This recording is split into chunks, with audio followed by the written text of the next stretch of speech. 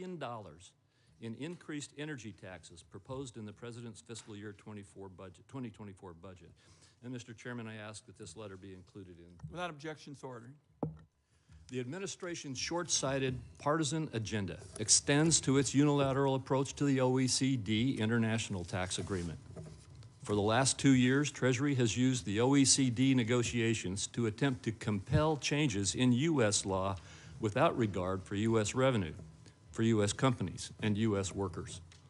Not only has the administration failed to put a stop to digital services taxes, but now foreign countries threaten to impose extraterritorial taxes on U.S. companies under the global minimum tax at Treasury's invitation. The latest OECD guidance confirms the administration has agreed to allow foreign countries to collect U.S. guilty revenue and, worse, tax U.S. companies on their U.S. profits in violation of our existing tax treaties. The budget fails to consider these revenue impacts, which, if implemented, will result in billions of dollars of lost U.S. revenue. Meanwhile, the administration continues to hide its true intentions for transforming the IRS. The budget doubles down on the $80 billion already given to the IRS, including 2 more additional years of plus-up funding, totaling $29.1 billion solely for enforcement and compliance initiatives, in addition to $14.1 billion more of yearly funding. That's another $43 billion. Secretary Yellen, I agree with you that having a funding plan for an agency budget that dwarfs many others is critical. In the meantime, the IRS has embarked on a spend-first, plan-later approach that is not transparent or responsible and is a surefire recipe for error, waste, and mismanagement. While we may not have the details yet, we do know that only 6% of this existing plus-up for funding is for modernization, while over 62% is solely for hiring, more than 93% of that enforcement hiring. These new funds are not going to replace retiring U.S. agents, as annual appropriations already provide that funding. And the administration has not requested any reductions in IRS annual funding to account for replacing retirees with this plussed-up funding. Secretary Yellen, there are opportunities for the administration to work across the aisle on common-sense economic policies, but nothing suggests the President is abandoning the partisan tax and spend policies of the last 2 years. This administration must recommit to working with Republicans to develop real solutions that will stabilize the economy and create higher wages and opportunities for American workers. Thank you very much. Thank you very much, Senator Crapo. Our witness today will be Secretary Janet Yellen. She's the first person to have led the White House Council of Economic Advisors, the Federal Reserve, and the Treasury Department. She's also the first woman to lead the Treasury Department. Before leading Treasury and the Federal Reserve, she was a distinguished fellow in residence at the Brookings Institution. She served as president of the American Economic Association. She's a member of the American Academy of Arts and Science and the Council on Foreign Relations. She also was a founding member of the Climate Leadership Council. We welcome you, Secretary Yellen, and please proceed. Thank you. Chairman Wyden, Ranking Member Crapo, and members of the committee, thank you for inviting me here today. I'd like to start with an update on the recent developments in the banking system. This week, the government took decisive and forceful actions to stabilize and strengthen public confidence in our financial system. First, we worked with the Federal Reserve and FDIC to protect all depositors of the 2 failed banks. On Monday morning, customers were able to access all of the money in their deposit accounts so they could make payroll and pay the bills. Shareholders and debt holders are not being protected by the government. Importantly, no taxpayer money is being used or put at risk with this action. Deposit protection is provided by the Deposit Insurance Fund, which is funded by fees on banks. Second, the Federal Reserve is providing additional support to the banking system with a new lending facility. This will help financial institutions meet the needs of all of their depositors. I can reassure the members of the committee that our banking system is sound and that Americans can feel confident that their deposits will be there when they need them.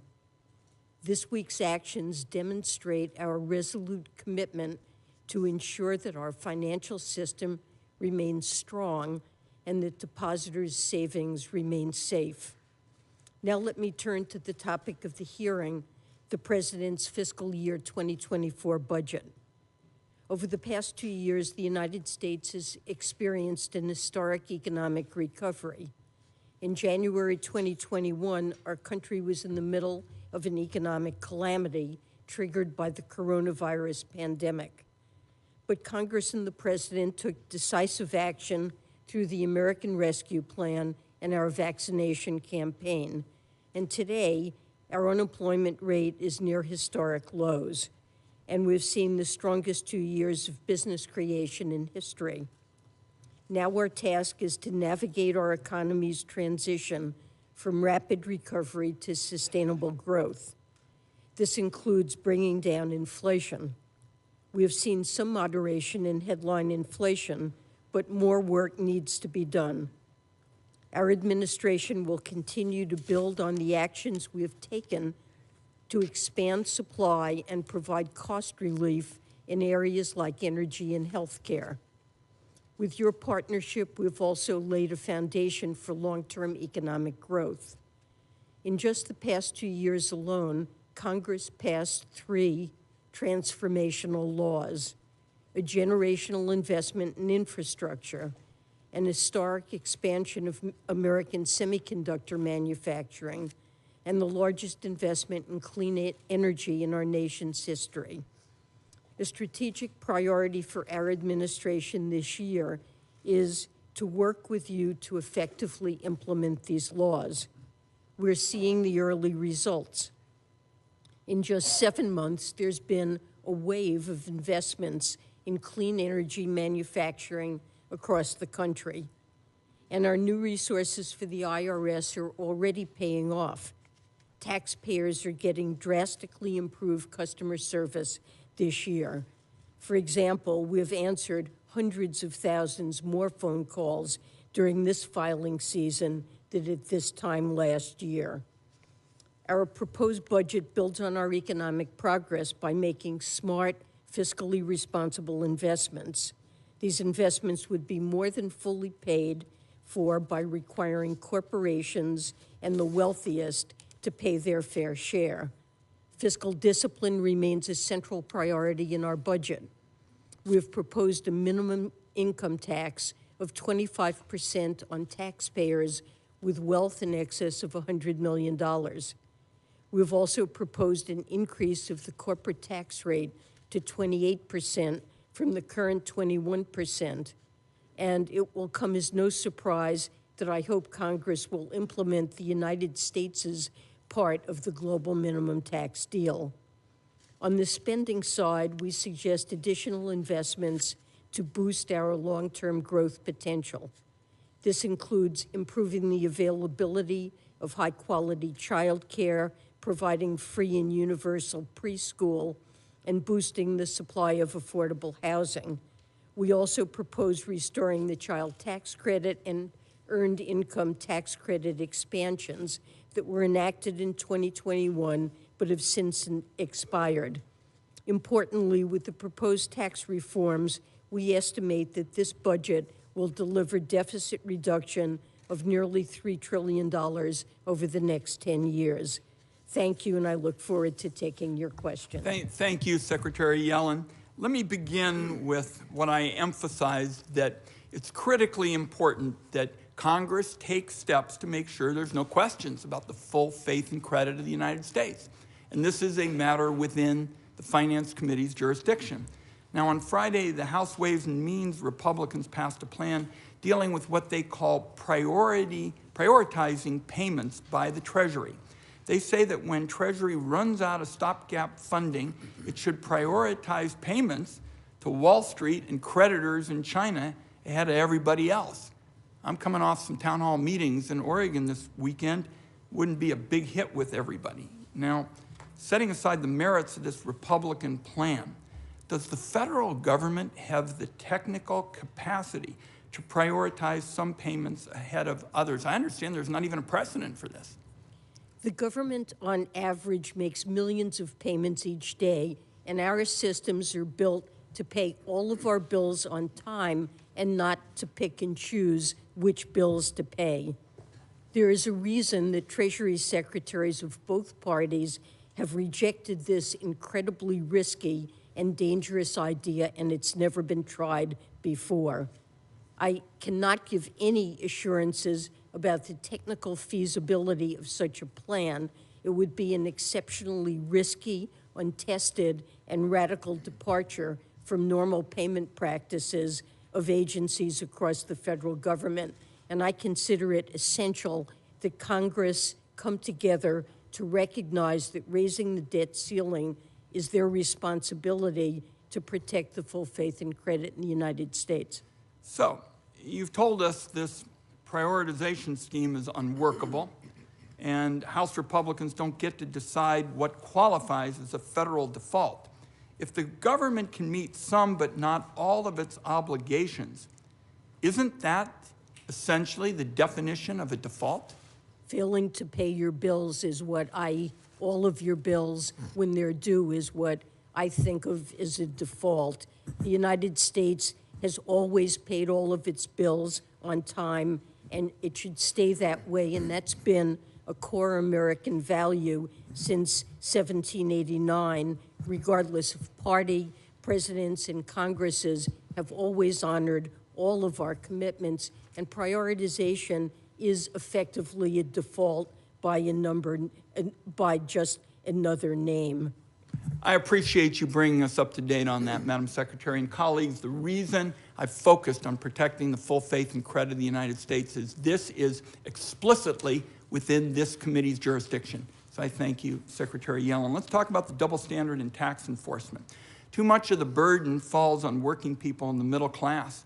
It's too easy for corporations and the wealthy to get away with cheating every time out. It seems that Republicans are trying hard to keep it that way. They put an amendment to the IRA that, according to the Congressional Budget Office, would have led to even more tax avoidance by the wealthy. It would have encouraged billionaires to disguise their income so they'd appear to the IRS to be typical middle-class wage earners. There have even been Republican efforts to speed up hiring the kind of highly trained and dogged experts that you need to crack down on tax cheating by the wealthy and businesses that have very complicated business structures. And of course, the first bill out of the gate in the House was this $114 billion giveaway to the wealthy tax cheats and the tax dodging corporations. They would have, in effect, repealed the funding Democrats passed in the Inflation Reduction Act. Secretary Yellen, if Republicans had their way and repealed the IRS funding to go after wealthy, tax cheats, what would that do to the agency's ability to really make sure that those people at the very top paid their fair share? Well, it would allow the wealthy and large corporations to skip out on taxes they legally owe and make life harder for ordinary middle-class families who pay their taxes to get the kind of service that they deserve from the IRS. And it would increase the tax gap and add to the deficit by over $114 billion. So let's talk about improvements in taxpayer services. Now, the IRS funding, as of early March, the IRS was answering 90% of the calls to its customer service lines and had the backlog of individual returns reduced substantially, in the ballpark of 90%. Now, that's after spending roughly 1% of the IRA funding. Secretary Yellen, if Republicans were able to successfully repeal the Inflation Reduction Act funding, what would that mean for taxpayer services? And the reason I ask that is right now we're in the middle of the filing season. So this isn't some kind of abstract kind of concern. What would it mean for taxpayer services if they repealed the funding? Well, it just clearly would lead to worse services for taxpayers. Phones would go unanswered, wait times would grow, mail would be processed more slowly, refunds would be delayed. We're undergoing a transition to digital forms and improved scanning would be delayed, paper backlogs would grow, and taxpayer assistance centers are now being reopened and fully staffed, and some of them would have to close or be understaffed. I'm over my time. Senator Crapo. Thank you very much, Mr. Chairman. And let me start out, Madam Secretary, with the full faith and credit issue that my colleague Senator Wyden has raised. We are in agreement that we need to protect the full faith and credit of the United States. Frankly, as I indicated in my opening statement, the problem that we see on the Republican side is that it's all tax and all spending increases in terms of the administration's approach to this. And while you and the chairman just discussed a number of concerns you have with Republican ideas with regard to how to deal with this, the bottom line is that we must stop trying to solve this problem by massive new spending and massive new taxes. So we have some disagreements about how to deal with this. What I would ask of you is, at this point, the president has refused to negotiate with Republicans on fiscal restraint policies that they believe need to be put into place with a new extension of the debt ceiling. We must engage in negotiations to get over some of these disagreements, and this new debt ceiling resolution must include fiscal restraint. We've got to get some kind of attention to this. I think the American public is crying out for Congress to pay attention to this issue and put fiscal restraint in place. Can you commit at least to negotiate with Republicans as we try to work forward on finding some aspects of fiscal restraint to put into the debt ceiling discussion? Senator Crapo, the president has indicated that he considers it critically important to have a sustainable and responsible fiscal path. And he's put on the table in the budget a number of ideas, many ideas about how to grow the economy while also cutting deficits. And this is a matter that he is very prepared to discuss and negotiate with Republicans, but it can't be a condition for raising the debt ceiling. The debt ceiling simply must be raised, and to put at risk the full faith and credit of the United States and to threaten to cause an economic and financial catastrophe isn't an acceptable Madam Secretary, requirement. I interpret your answer to be that you're very willing to discuss the president's budget, tax increases, and increased spending, but you're not willing to discuss, with regard to the debt ceiling discussion, any actual fiscal restraint in terms of spending control in the United States. Now, if I interpreted it wrong, I'm sorry, but we've got to get negotiating on more than just whether the president's budget is the right approach. There are other ideas, and we need to be engaged in it. I just hope that you'll take that message back to the president. The president has indicated that he would welcome discussions about the stance of fiscal policy. All right, I appreciate that. Let's move quickly to the SVB crisis in the banking industry. Can we agree, at least as a starter, as we try to understand how this is all playing out, that the issue here in terms of risk is liquidity risk that we are facing in the system, and that SVB had a liquidity risk issue? Well, there was a run on the bank. It had high reliance on uninsured deposits, and there was a massive withdrawal of deposits that led to liquidity problems. The bank had to be closed for that reason. So do you agree then that it is a liquidity risk that we're dealing with in this issue? Well, there was a liquidity risk in this situation. There will be a careful look at what happened in the bank and what initiated this problem, but clearly the downfall of the bank, the reason it had to be closed, was that it couldn't meet depositors' withdrawal requests. Because their capital was losing value, and they were not able to access their capital, and I attribute that to the interest rate hikes that we are seeing in the face of the inflation. Am I wrong in that? Well, my understanding is that the bank, to meet liquidity needs, had to sell assets that it expected to hold to maturity. And given the interest rate increases that have occurred since those assets, including treasuries and government-backed mortgage-backed securities, they had lost market value. All right, yeah, and we're on the same page on that then. I appreciate that. One other question with regard to the bank failure, and this is with regard to the efforts to get a private buyer to help solve this issue. Regarding these issues, the solution would have been to get a private sector solution that protected taxpayers, calmed the markets, and prevented the potential assessments from being inappropriately levied against community banks.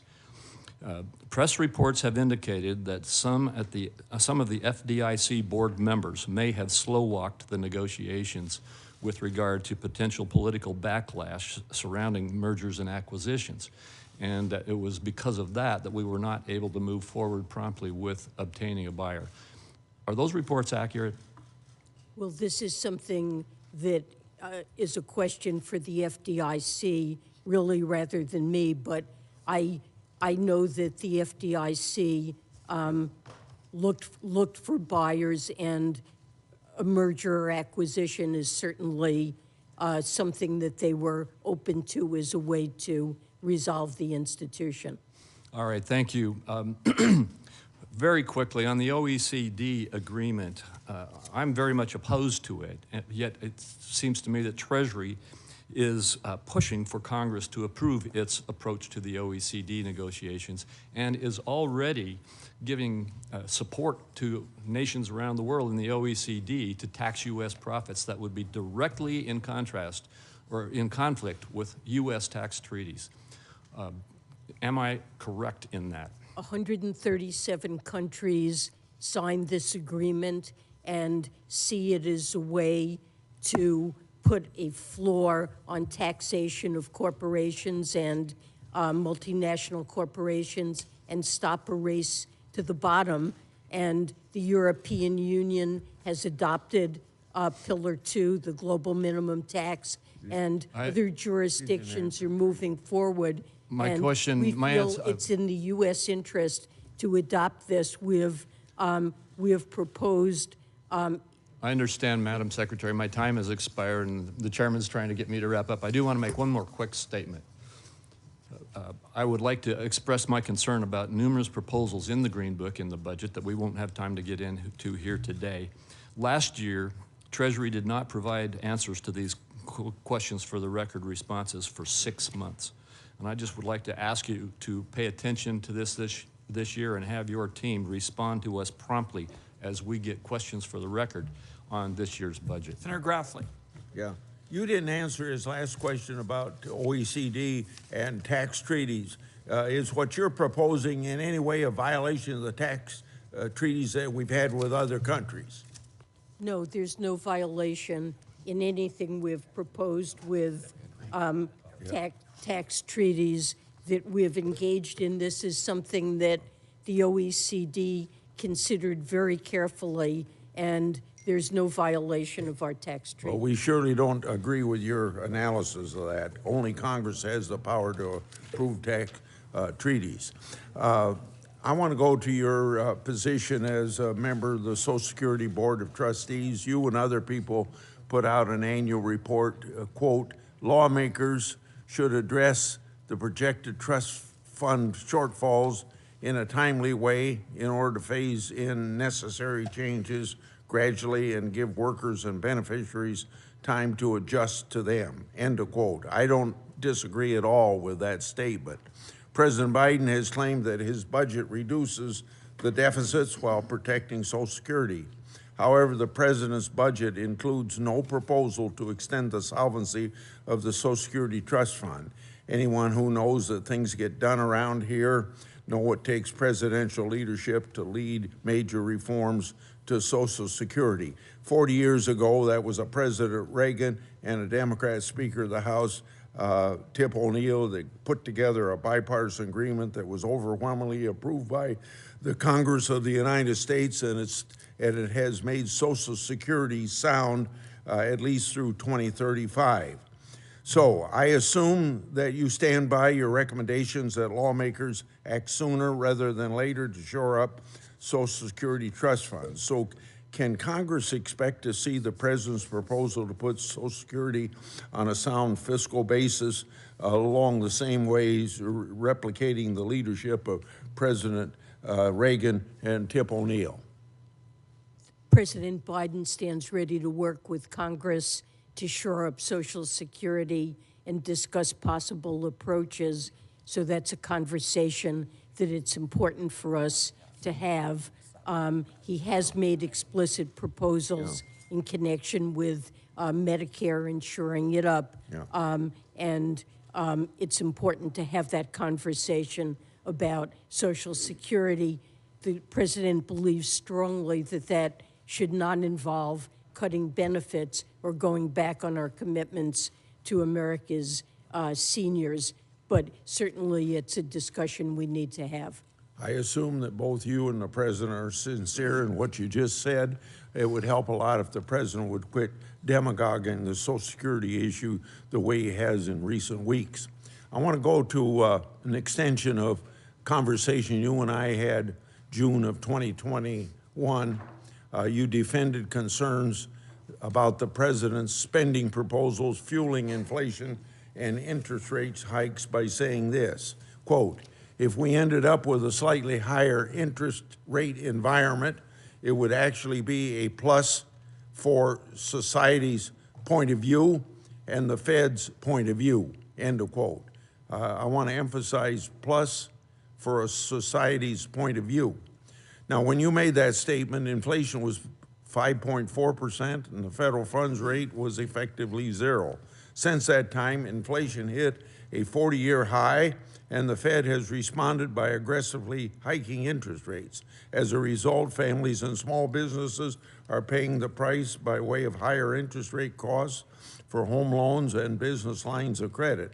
Moreover, bank failures this past week highlighted how fragile our economy is given rising interest rates and decades-long inflation. So do you still see our inflation-driven interest rates hike as, using your words, a plus for society? I consider high inflation the number one economic problem that all of us need to face and address. It's the president's top priority. I was very supportive of the American Rescue Plan. I think there are many factors that have contributed to high inflation. It's critical for the Fed to address it, and the president is doing all that he can, both through the Inflation Reduction Act, lowering costs of prescription drugs, lowering the cost of health care, using the Strategic Petroleum Reserve to try to lower and address higher gas and energy costs for Americans. It's critical for us to do what we can to bring inflation down and for the Fed to do its part as well. The Inflation Reduction Act was enacted at a time when I believe the greatest threat to our economy was that unemployment would remain shockingly high and that American families would be scarred by long-term job loss and losing the roofs over their heads.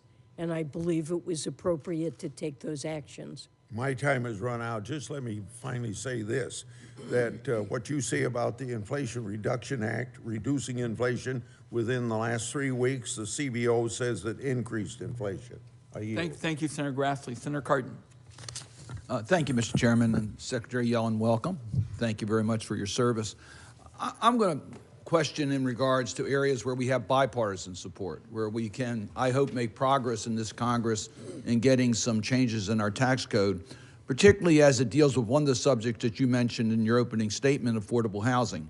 We have fallen behind in affordable housing. We were able to make progress in a lot of areas during the last 2 years, but affordable housing was not one of those areas where we were able to advance. So your budget includes 3 initiatives in which there is bipartisan support. One is to make permanent the new market tax credits. I'm working with Senator Daines on that proposal to give predictability to new market tax credits, which would be great for, I think, private sector investment. The other is low-income housing tax credit, where your budget provides for the expansion and reform of that credit. Senator Cantwell and Senator Young have been leaders on this committee. We've joined them in that effort.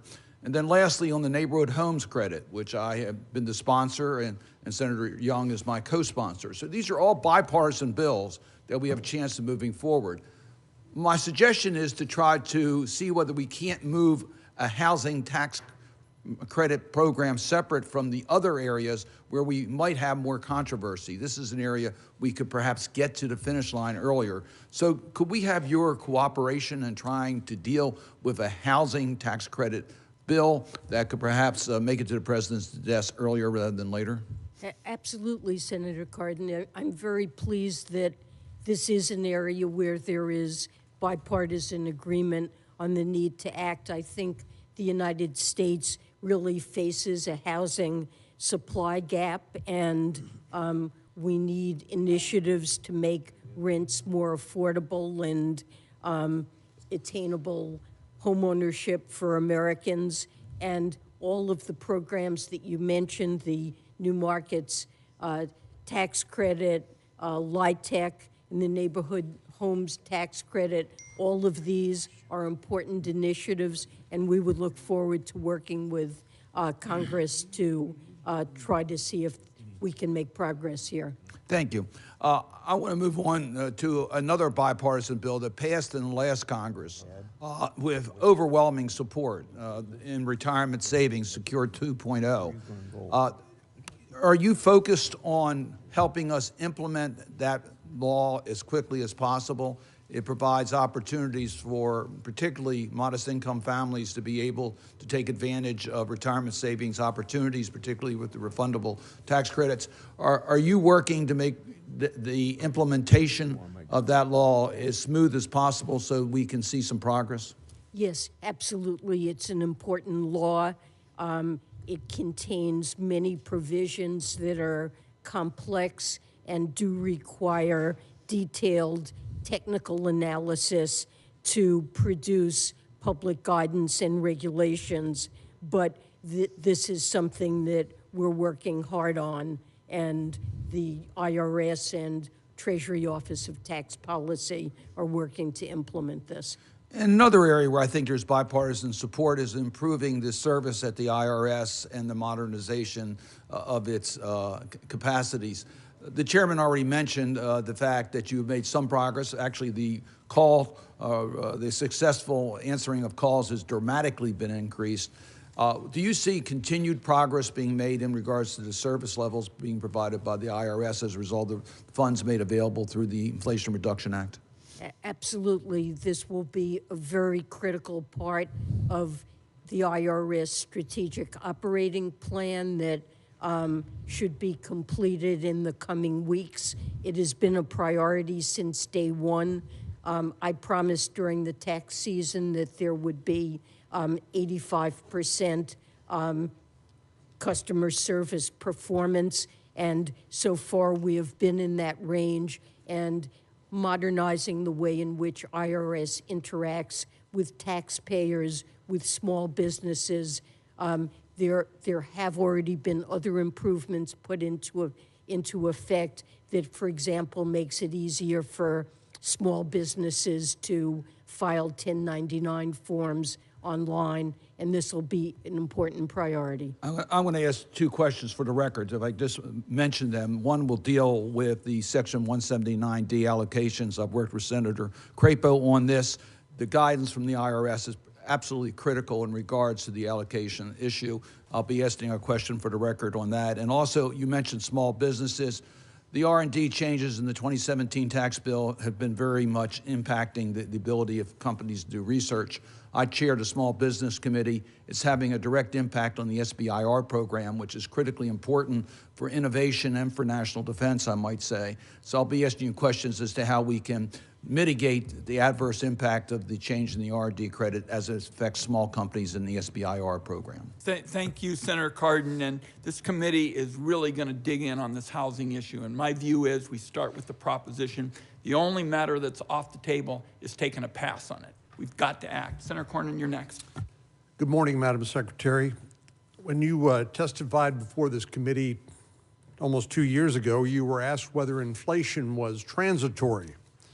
And you told the committee that you saw important transitory influences at work, but you did not anticipate that inflation would be in any way permanent.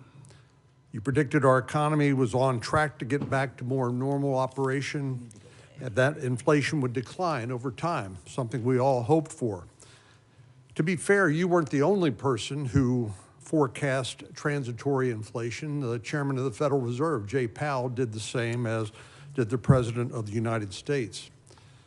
We now know that inflation rose to a level not seen in more than 40 years, and that inflation accelerated, particularly following the enactment of the partisan American Rescue Plan Act in 2021, and then with the so-called Inflation Reduction Act in 2022, which together added $2.6 trillion to our national debt. Obviously, all this stimulus going into a constrained economy with supply chains the way they were, workforce levels down, obviously created, was like pouring gasoline on the inflation fire. And though inflation has now come down to 6% or so, that's hardly good news to my constituents who are still struggling to keep up with rising costs. We know both record housing costs, which we've talked about a little bit here today, and high grocery bills are squeezing consumers all across the country. And to make matters worse, real average hourly earnings, the cash earnings of all workers, adjusted for inflation, declined last month and are down over the last year. In other words, because of inflation, workers have gotten a pay cut.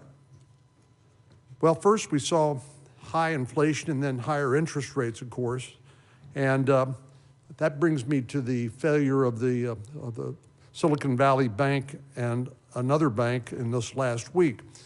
Some have suggested that this was an example of mismanagement at a time of higher interest rates and higher inflation. Others are saying, where are the regulators? Were they asleep at the wheel? Many have suggested that banking regulators need to focus more on regulating banks, protecting depositors and taxpayers, instead of straying off course and examining so-called climate-related risks and other social engineering goals. I think these are all fair points. When you look at the confluence of concerning economic factors, there is one unavoidable truth. We need to get our fiscal house in order, something that the administration pays lip service to, but which seems uninterested in working with Republicans to try to address. And the president's budget proposal, of course, just makes that clear, because it offers more taxes, more spending, and more debt. Spending would be at historical levels relative to the economy. The national debt would continue to grow. Social Security and Medicare, which are on a path to insolvency. There is no proposal from the president to deal with these impending disasters. Of course, interest costs to service this debt would reach about $1 trillion annually. Our ability to defend our country in an increasingly dangerous world would be diminished because we'd be spending more money paying interest to the bondholders rather than paying to keep the American people safe. And Americans, of course, would be punished with trillions in higher taxes at a time when tax revenues are already at historical levels. It's not that the American people are taxed too little, it's that the federal government continues to spend too much and incur too much debt, which in turn creates this unvirtuous cycle. One final point, last year the administration pushed through an $80 billion blank check for the IRS without a spending plan. Only in Washington, D.C. would Congress pass an $80 billion spending appropriation without any plan as to how it's going to be implemented. And we were told, well, it will be forthcoming. That's great, but that's the opposite of what you would do it in the real world. First, you would want to know what is the plan, and then you would ask, how much does it take to finance or pay for that plan? Well, Now the administration wants another $29 billion, which would bring the total up to $110 billion. This, of course, is going to mean more audits, more red tape, and violate the president's promise that no one paying less than $400,000 in taxes would pay any more. So unfortunately, the president's budget misses the mark, which is disappointing, but unfortunately pretty consistent with what we've seen from this administration. Thank you, Senator Cornyn. Next would be Senator Bennett, followed by Senator Cassidy. I'm going to yield to Mr. Cassidy, if that's all right. Nobody can say there's no collegiality in the finance. I'll take it after. Senator Cassidy. Madam Secretary, the president keeps saying he does not wish to have cuts in social.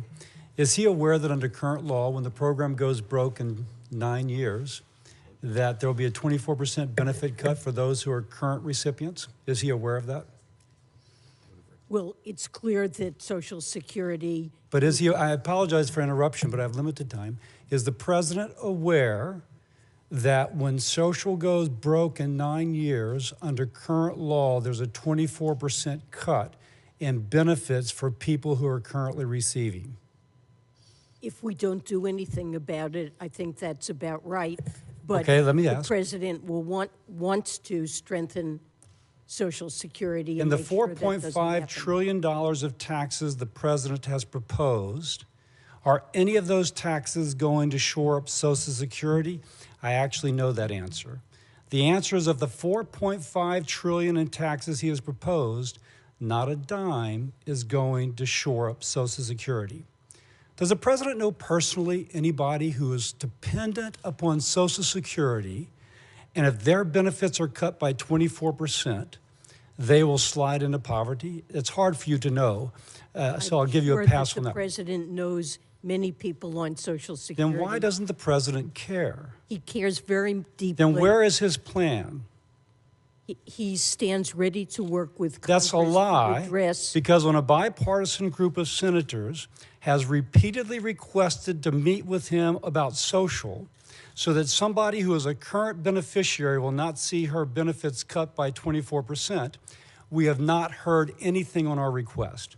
And we've made multiple requests to meet with the president. Now, you can't comment on that, I realize that, but that is a fact. And if you've been told to say he stands ready to meet, I will tell you there's absolutely no evidence, because we have not gotten our meeting. Well, I believe the president does stand ready to work Well, with again, Congress empirically, that is not to address true. this issue. Now, the president in the past has proposed increasing taxes on those making over $400,000 to pay for it. Although he's not made that formally, he has said that in the past. Now, he's also proposed to tax them more to pay for Medicare, and also to close the debt and deficit. So what would the rates have to be on that 2% of Americans who earn over $400K in order to do Medicare, the debt and deficit, and also to address our 75-year shortfall in Social Security? Do you have any sense of what the rates would have to be?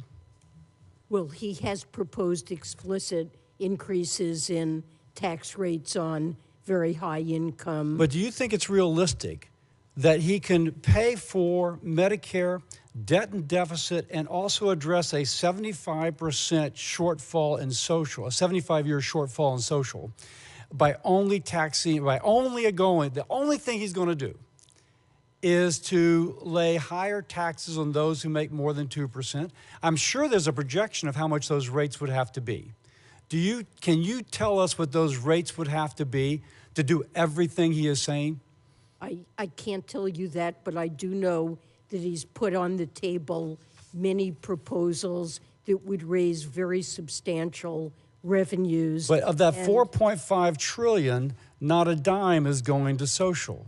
And if you cannot tell me, I presume that they've not actually modeled what those rates would have to be, which tells me that he's actually not been developing his plan.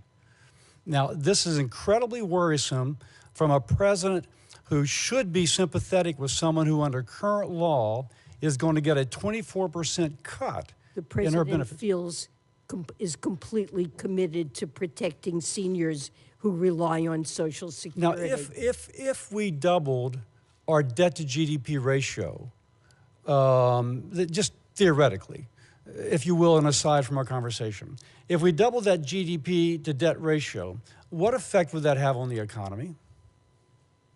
So right now and in the president's budget proposal, If I asked you just the theoretical independently of the budget proposal. if we were to double the debt to GDP ratio, Yes.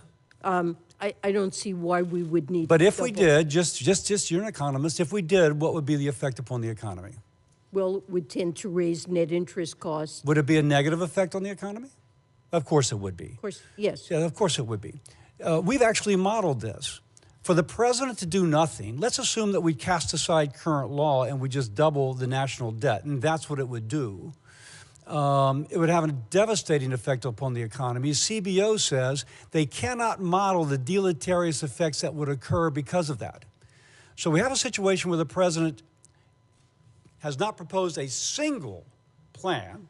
He has turned down multiple requests for meetings with senators, and our options are a 24% cut on a person currently receiving, doubling our national debt, which CBO says cannot be modeled, and you agree that would be a deleterious effect. And he's not modeled the tax rates that would be required if he just wants to raise taxes. Look, what I know is that the president is committed to Social Security. He stands ready to work with Congress, and he's put on I'm the out of table time. I don't mean to be rude, many but since I've had tax multiple proposals. requests on a bipartisan basis to meet with him and he's turned everyone down, that rings hollow. My colleague's out of time, and I would just caution colleagues, we got plenty of differences around here, but accusing witnesses of lying is over the line. I accept that, and I did not mean that for the Madam Secretary, who is merely saying that which she's been told. I'm saying it for an empiric observation. When the president says he's ready to meet, and he's turned down multiple The time of the times. gentleman's expired, accusing witnesses of lying. But I is did not over the accuse line. her. Next, we have Senator Carper. Well, welcome to the Finance Committee, Secretary Yellen. Thank you very much. We're normally a pretty jovial group, but we'll get back on track here in a sec. But thanks so much for joining us. Thanks for taking on a tough job and making us proud. As you know, one of our country's most significant achievements, I believe, of the last decade or so in Congress was the passage of the Inflation Reduction Act, maybe right on the heels of the bipartisan infrastructure legislation that some of us right here at this table helped to write. In particular, the clean energy tax incentives included in the Inflation Reduction Act, which were authorized and passed by this committee, and a bunch of us had a chance to work on them, will help us to achieve our climate goals and hopefully save our planet, all while creating good-paying jobs here in the United States. That's what we call in Delaware a win-win situation. However, in order to realize the full potential of the law, it's critical that the American people are not only made aware of these credits, but they have a clear guidance on their eligibility to benefit from these credits. This is especially true for some of the provisions in the law that are targeted to lower income and rural community. In that spirit, how is the Treasury Department working to increase awareness of these new clean energy incentives and make it as easy as possible for taxpayers to understand their eligibility for these credits? That's an important question, and let me just say that this is a very top priority for Treasury and our Office of Tax Policy.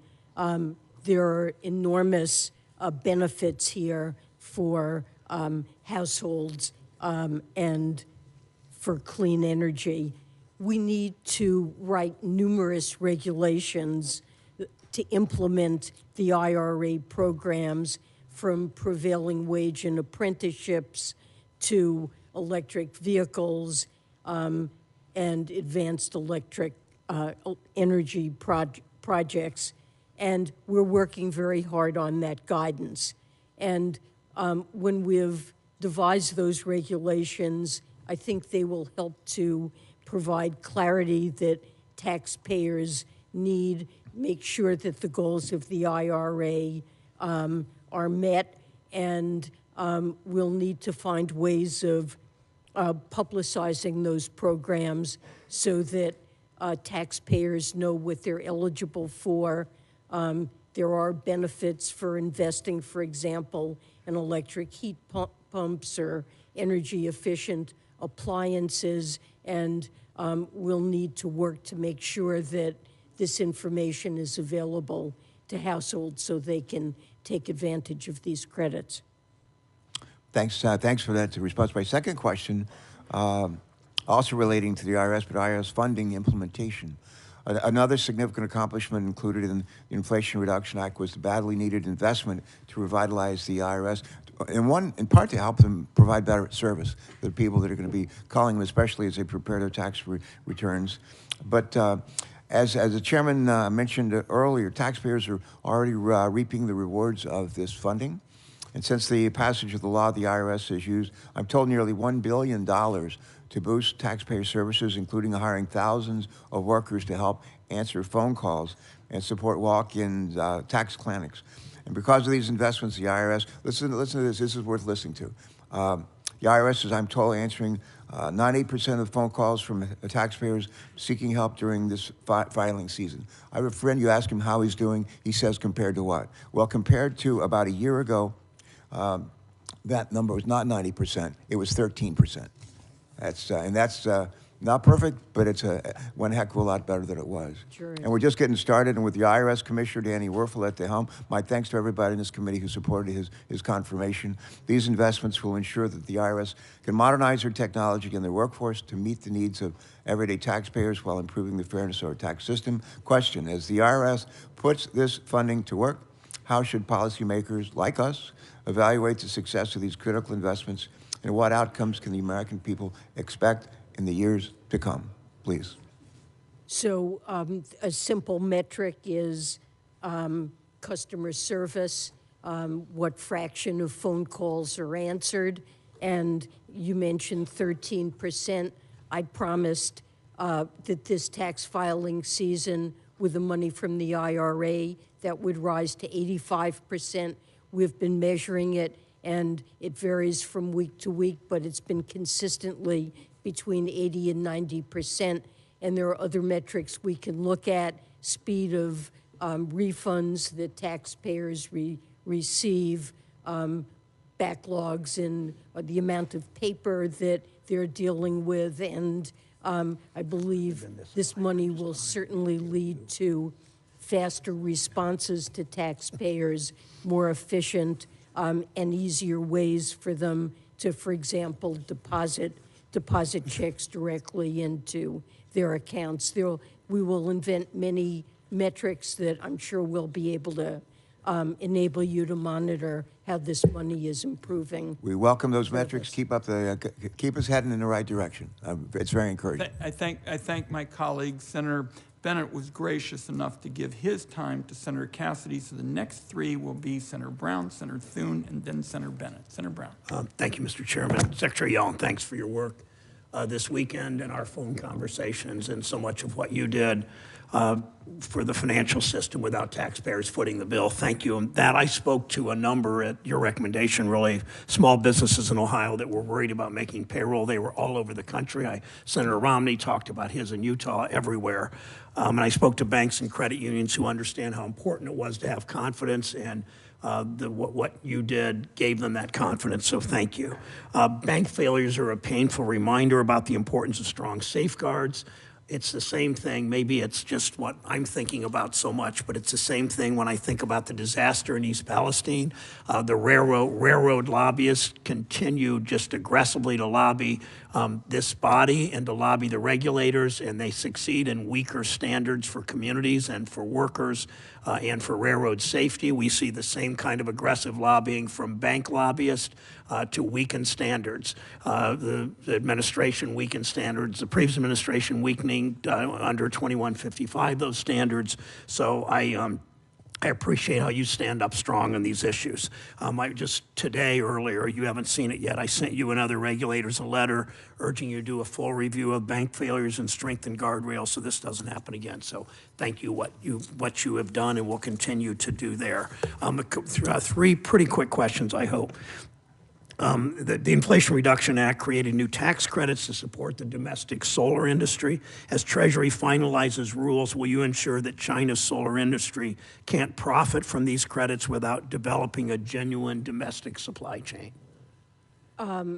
Yes, one purpose of IRA is to make sure that we reduce our dependence on China and have a strong domestic capacity, and the features of the law guarantee that, and we're working on guidance to implement the law that will lead to that result.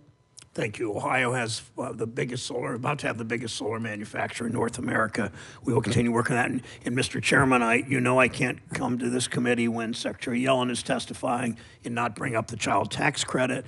I want to thank you again for helping us. I mean, it was not unprecedented, but remarkable, perhaps. We passed that bill in March. President Biden signed it 2 years ago, signed it quickly. You got up and running the child tax credit by July. 60 million children and their families benefited from that. It was so important. We've heard some on the other side that find all kinds of made up or partially made up reasons to oppose the child tax credit. They want to cut taxes, but not for middle income and low income families. President Trump's IRS commissioner asked Congress to give IRS the authority necessary to establish minimum competency standards for paid tax preparers. These issues about CTC and EITC error rates are always exaggerated by the other side. And my question is this: if paid tax preparers had to demonstrate a bare minimum expertise, do you think we'd see fewer errors with both EITC and CTC? Do you think Congress should give IRS this authority?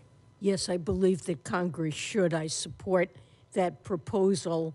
At present, incompetent and dishonest paid preparers disadvantage taxpayers and undermine confidence in the tax system.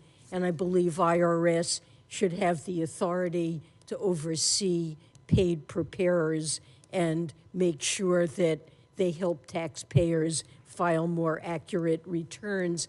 And in turn, that would protect them from penalties and interest costs from poor quality advice that some now receive. Thank you. I wish my colleagues were as interested in tax cheating among billionaires as they were low-income people, but I guess that's just the way politics in 2023 seems to work. Last question. I want to ask you about another fiasco that should be easy to avoid, the debt limit. It's the definition of a self-inflicted blow to the economy.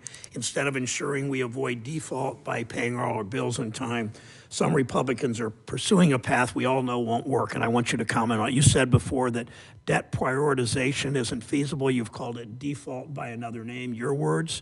But Republicans are moving forward anyway with a bill that ranks what order payments should go out. They put Wall Street and China at the front of the line. If Treasury followed this Republican plan, bearing in mind that China holds about $1 trillion in U.S. debt, who would get paid first, China or seniors receiving Social Security and vets receiving VA benefits? Well, if that were prioritized, China would get paid ahead of them. I believe that prioritization of payments, as you said, is default by another name. We need to pay our bills. We need to pay all of our bills. That willingness and commitment to be responsible in paying bills that have already been incurred is what underlies the United States' strong credit rating, and credit rating agencies like Fitch have already weighed in that if we were to fail to pay any of our bills, that would call into question whether or not we deserve our current credit rating. And it's simply a recipe for economic and financial catastrophe to think we can pay some of our bills and not all of them. Thank you. This debt prioritization sounds like another version of Senator Scott's privatization of Medicare and Social Security. It makes no sense to the country and to most of us. Thank you, Mr. Chairman. Thank you, and I will just tell my colleague in red counties in Oregon over the weekend, I went through this idea that we'd pay China and Wall Street first, and people were just stunned. So I think you made a very important point. Senator Bennett is next. Thank you, Mr. Chairman, and thank you, Madam Secretary. I wanted to ask you a couple questions about the banking situation that we're facing today, but I just want to start, Mr. Chairman, because I've heard this discussion on the other side about the deficit. You know, I've been here for 14 years. The deficit and the debt hasn't gotten any better over that period of time, but I think it, and the good news is, if we want to work together, we could actually close the gap, because the gap isn't that gigantic compared to the way it's been in other places. If we could get it to a place where our government, our deficit wasn't growing faster than our GDP, that would be a really good step forward. But I just want to point out that we need to recognize that we have this problem today, this gap, because of the Bush and Trump tax cuts. And the deal that made 80% of the Bush tax cuts permanent, 80% of the Bush tax cuts permanent, a deal that I and Tom Carper were the only Democrats to vote against. There were 3 Republicans who voted against it. When you combine that, and when you combine that with what we did with the Trump tax cuts, that's 2% plus 1% of GDP. That's 3% of GDP right there. So we would have closed that gap and been well on our way. So I'm not, you know, I know that it's going to be a mix of spending cuts, and it's going to be a mix of revenue, and that's how we get back to a place where, you know, you get a 19% of GDP of taxes and a 19% of GDP of spending. That's a felicitous place for us to be, because, you know, maybe before we're dead, we actually will move beyond the political talking points and do something useful for our kids and our grandkids. But I just want the math to reflect that. And that's why I voted against that bill. That's why I think Tom Carper voted against that bill. And I said, you know, in my completely unnoticed campaign for president, on a debate stage with the thank you, you're nice to say so, but I said with a person who became the president of the United States, that was a terrible deal that was struck between the Obama administration and and Mitch McConnell, frankly, to extend those tax cuts permanently.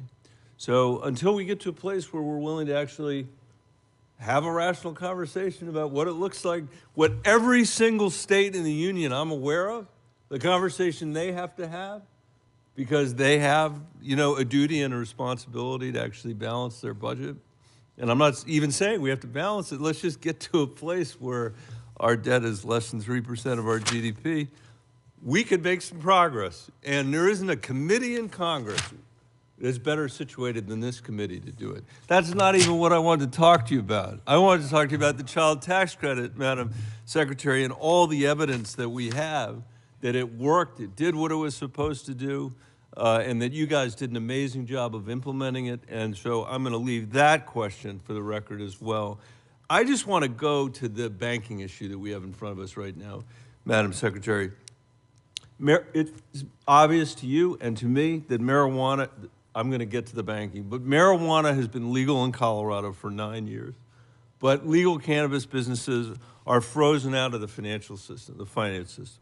Banks refuse to provide them financial services because of strict federal laws and regulations that prohibit them from offering services to cannabis businesses. Banking regulators can permanently ban someone from working at a bank or revoke an institution's FDIC coverage for working with cannabis businesses. This endangers the lives and livelihoods of Colorado business owners who have to operate in this kind of situation. They have nowhere to put their cash. Last weekend, Signature Bank failed. The other bank that failed, Silicon Valley Bank, you know, here's what they had to do to fail. They had to not observe the fact that their balance sheet had basically tripled over, you know, some period of time.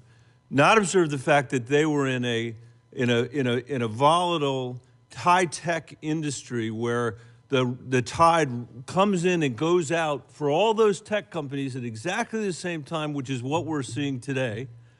they had to make a decision to lay on 10-year paper with ridiculously high interest rates, and they weren't even that high, but compared to, low interest rates compared to the interest rates that we were about to be challenged by the Fed. And I can tell you, unless somebody around here knows something, I don't know, Jay Powell wasn't exactly secretive about what he was doing with that. They had to get that through their board, they had to get that through that audit committee, and somehow they had to get that through a regulator, I guess, who was looking over that, who wasn't saying, this is insane what they were doing. We've had all week, it's been, is it Dodd-Frank, not Dodd-Frank, 2018, not 2018? I don't know what the answer is going to be about any of that, but I know that what they were doing was not prudentially sound, and I hope that the regulator would be the backstop. I'm 30 seconds over, so I will stop to go back to my marijuana question. Last weekend, Signature Bank failed, and almost a fifth of its deposits came from crypto.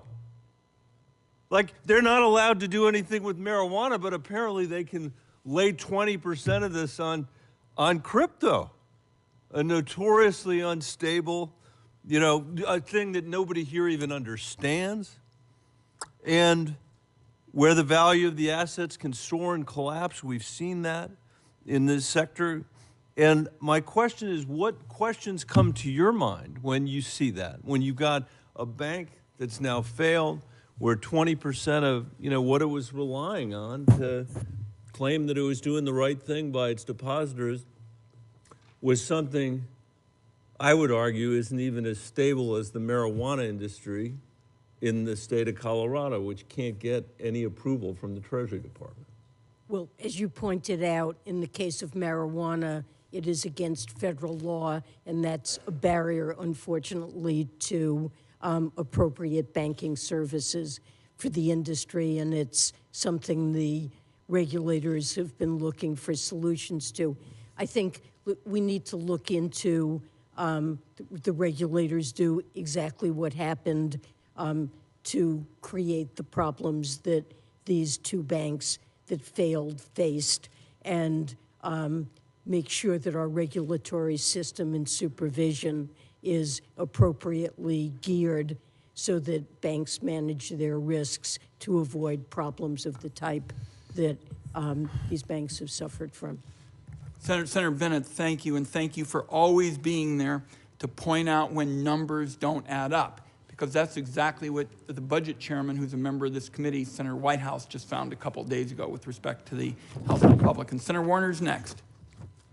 Thank you, Mr. Chairman, and Madam Secretary, it's great to see you, and let me commend my dear friend from Colorado. I've always noticed, Senator Bennett, what you do, and I think you raised great issues, and I think about one of the first gangs that you and Senator Crapo and I and others on Simpson Bowls wasn't perfect, but man, we'd be a heck of a lot further down the path if we had taken that. Let me also mention, I want to talk something I think that's not been raised on the banking issue, and I want to join a lot of my colleagues. I think you, the Fed, the FDIC moved very aggressively. I think the potential downside risk for businesses across the country, for other medium-sized banks across the industry, could have been a disaster. And I think the actions you took were bold and stepped up and shored up the system. And I'm of the belief that, echoing what Senator Bennett said, that traditional prudential regulation should have caught this. Where was the bank management? Where was the regulators, both state and federal in the case of SVB, that didn't get this interest rate mismatch caught much, much earlier? But the one thing, though, that I worry about, whatever regulatory system we had in place, the other half of what happened, that happened sometime between Tuesday and Thursday afternoon, where we've seen now the very first social media, internet-based bank run. To put this in any kind of comparison, when WAMU failed, the largest bank failure in our country's history, $16 billion coming out over a 10-day period. I'm not sure what regulatory system anywhere, no matter how much capital, no matter how many stress tests, that would have protected any institution from a $42 billion bank run in a single day. That literally at that point was 25 cents on the dollar of every dollar that was deposited. You know, I think most of us have all seen It's a Wonderful Life. We realized that that money was off in small businesses and startup businesses around the country. Question I have is, who was playing the role of Mr. Potter? I think there were some, and I've been supportive of the venture capital community. I was a venture capitalist before, but I think there were some bad actors in the VC community who literally started to spur this run by virtually crying fire in a crowded theater in terms of rushing all of these deposits out. And I'm not sure that we have anything in our existing regulatory structure, and it's early on, and we need to figure out what happened and who missed this. But this notion that 25 cents on every dollar can rush out in a single day, and people who spur this online Tuesday and Wednesday night bear no responsibility, and the hypocrisy of some who are libertarian until the stuff hits the fan, and then want relief is frankly more than a little repugnant. So early on, this is not normally within the traditional banking regulatory, but I think this will go down as the history's first internet-driven run. You have any initial thoughts on this? Well, no matter how strong capital and liquidity supervision are, if a bank has an overwhelming run that's spurred by social media or whatever, so that it's seeing deposits flee at that pace, a bank can be put at danger of failing. Of course, there's backup liquidity, there's the Fed's discount window, but this can be a threat to banks. And one of the reasons we intervened and declared a systemic risk exception is because of the recognition there can be contagion in situations like this, and other banks can then fall prey to the same kinds of runs, which we certainly want to avoid. But this was a bank that had a very high ratio of uninsured depositors. Insured depositors and retail customers are usually do not run. We tend not to see runs among insured depositors, but the liquidity requirements and needs of a bank with such heavy reliance on uninsured deposits that are runnable, I think we need to think about that. And I agree, and in a complete concentration in an industry sector, but the notion, and I don't have a solution in mind yet, but the idea that there is no responsibility for the equivalent of shouting fire in a crowded theater, and forcing that run, using technology as a mechanism to accelerate that, presents a problem that I hope we could all kind of put our heads jointly together on. Thank you, Mr. Chairman. Thank my colleague. Our next three would be Senator Thune, Senator Langford, and Senator Cortez Masto. Senator Thune. Thank you, Mr. Chairman. Madam Secretary, thank you for being here. Madam Chairman, would you characterize the pandemic as being over? Well, I think we're still living with COVID. Its impact on America has diminished, but it still certainly exists and is affecting the economy. I think for all practical purposes, most people acknowledge, yes, there's some overhang, but that it is over. And so just out of curiosity, how much of your workforce is back in the office? We're basically back to business as usual, although we have policies that enable a certain amount of work from home, as most companies and offices do. It's a practical and efficient way to conduct business these days. There are some things that may be true, and this isn't directly your purview. Maybe it's a better question for the banking regulators. But I would be curious to know how much of their workforce is actually back in the office and functioning, because it seems to me that from a supervisory standpoint, if your job is to examine banks, that's something that you kind of have to be there to do. And it seems to me, at least in your agency, as recently as when we were talking about the Inflation Reduction Act back in August, my understanding at that time was less than half back in the office. If that's up, I'd like to know what the updated number is on that. Let me ask you, will you commit to keeping this committee apprised of the Treasury's findings when it comes to SVB's, what you find there in a timely and thorough manner? We certainly will keep this committee updated. However, much of the investigation of what happened at this bank would be done by the FDIC, and so that's an appropriate source of information. And we will make sure we ask them that same question. But I know that you'll be involved. I mean, this obviously is something that dramatically impacts the economy and would be something significantly of interest, I would think, to the Treasury Department. And I'm hopeful you'll stick to that commitment. In a previous Finance Committee hearing, you gave your, quote, absolute word to keep us updated on Treasury's findings about the private taxpayer data that was improperly shared from the IRS to ProPublica. It's been almost 2 years since that breach of taxpayer data was made public. Administration still hasn't provided a meaningful response. And you can answer that, but let me move on here. I want to ask a question about the actions taken by the administration to shore up Silicon Valley Bank and others. The Treasury issued a joint statement that stated, and I quote, "No losses will be borne by the taxpayer." Do you stand by that statement? Yes.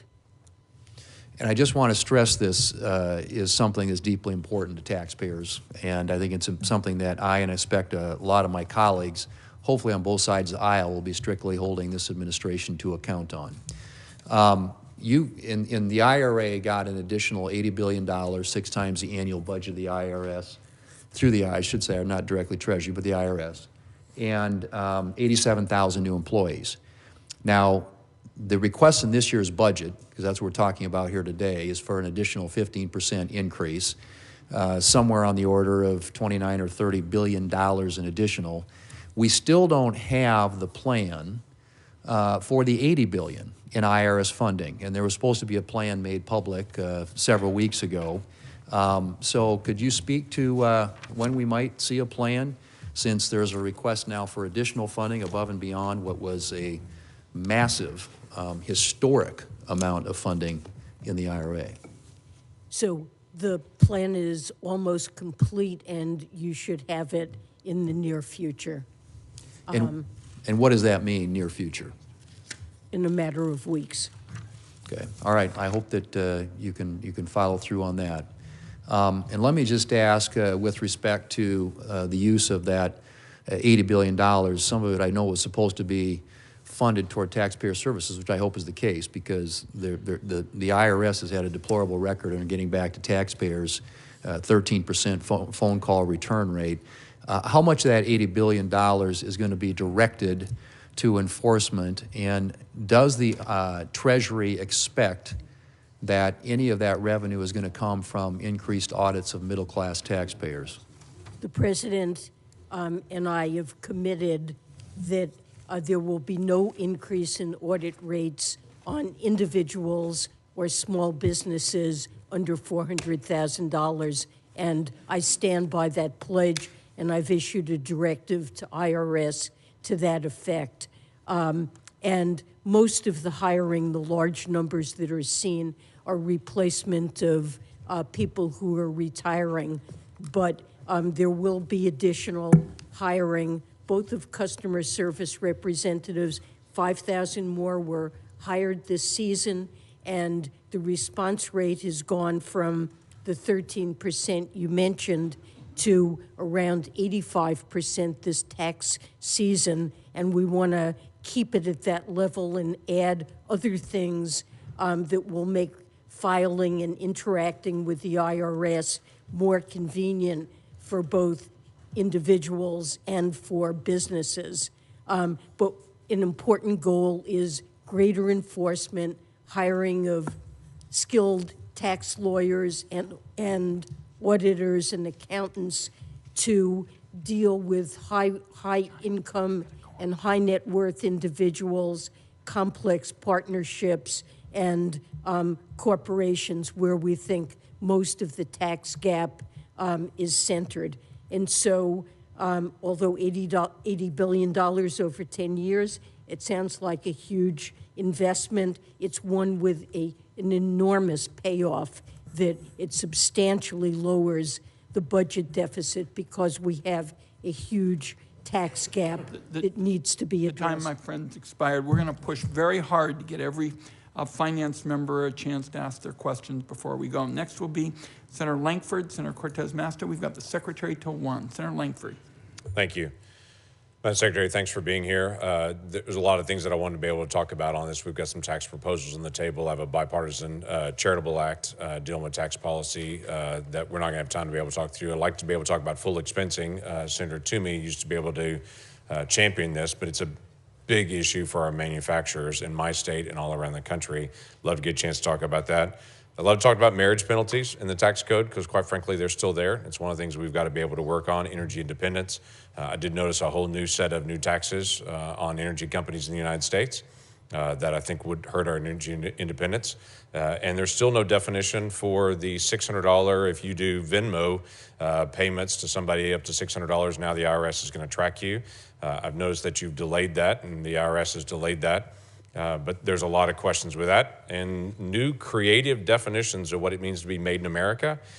We now have new treaties that are popping up that are not really treaties, not really free trade agreements, but are being declared free trade agreements to allow from the Inflation Reduction Act actions from Japan and Germany to now be defined as made in America.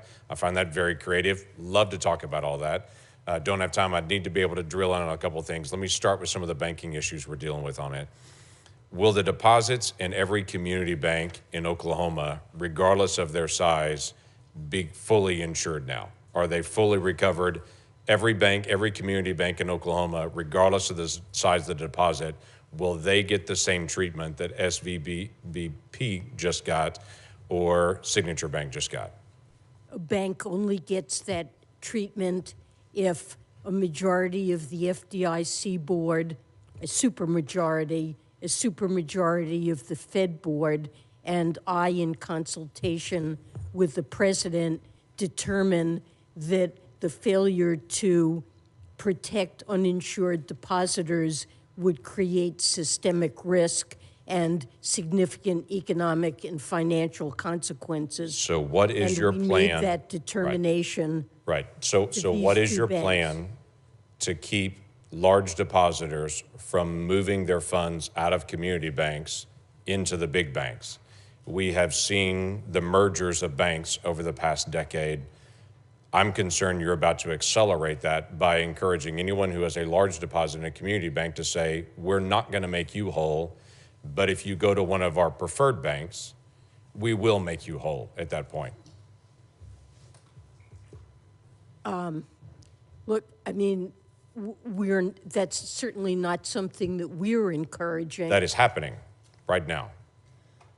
That is happening because depositors are concerned about the bank failures that have happened and whether or not other banks could also No, fail. it's happening And because you're it's- fully insured no matter what the amount is if you're in a big bank. You're not fully insured if you're in a community bank. Well, you're not fully insured. And You big- were at Signature, and the it just barely met that threshold. You were at Signature. Well, we felt that there was a serious risk of contagion that could have brought down and triggered runs on many banks. And that's something, given that our judgment is that the banking system overall is safe and sound, depositors should have confidence in the system, and we took these actions. So there's a to special discourage assessment that's been done contagion. on community banks in my state and all banks across the country. Was there any discussion that that special assessment would only apply to the larger banks, or was it always assumed the special assessment would cover every bank, including rural banks in my state? I think I'm not certain what the rules are around that.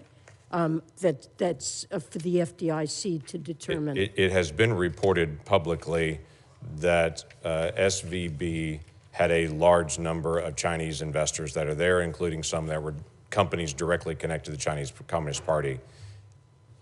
Will those individuals, companies, entities, and investors that are Chinese investors be made whole based on assessments in my banks in Oklahoma? So what I'm asking is, will my banks in Oklahoma pay a special assessment to be able to make Chinese investors whole from Silicon Valley Bank? Uninsured investors will be made whole in that bank, and I suppose that could include foreign depositors, but I don't believe there's any legal basis to discriminate among uninsured. I get it, but depositors. I'm just saying my community banks are going to pay this additional fee. It is always fascinating to me as well, the conversation that taxpayers are being made whole in this, that taxpayers are not going to have any kind of consequence on this.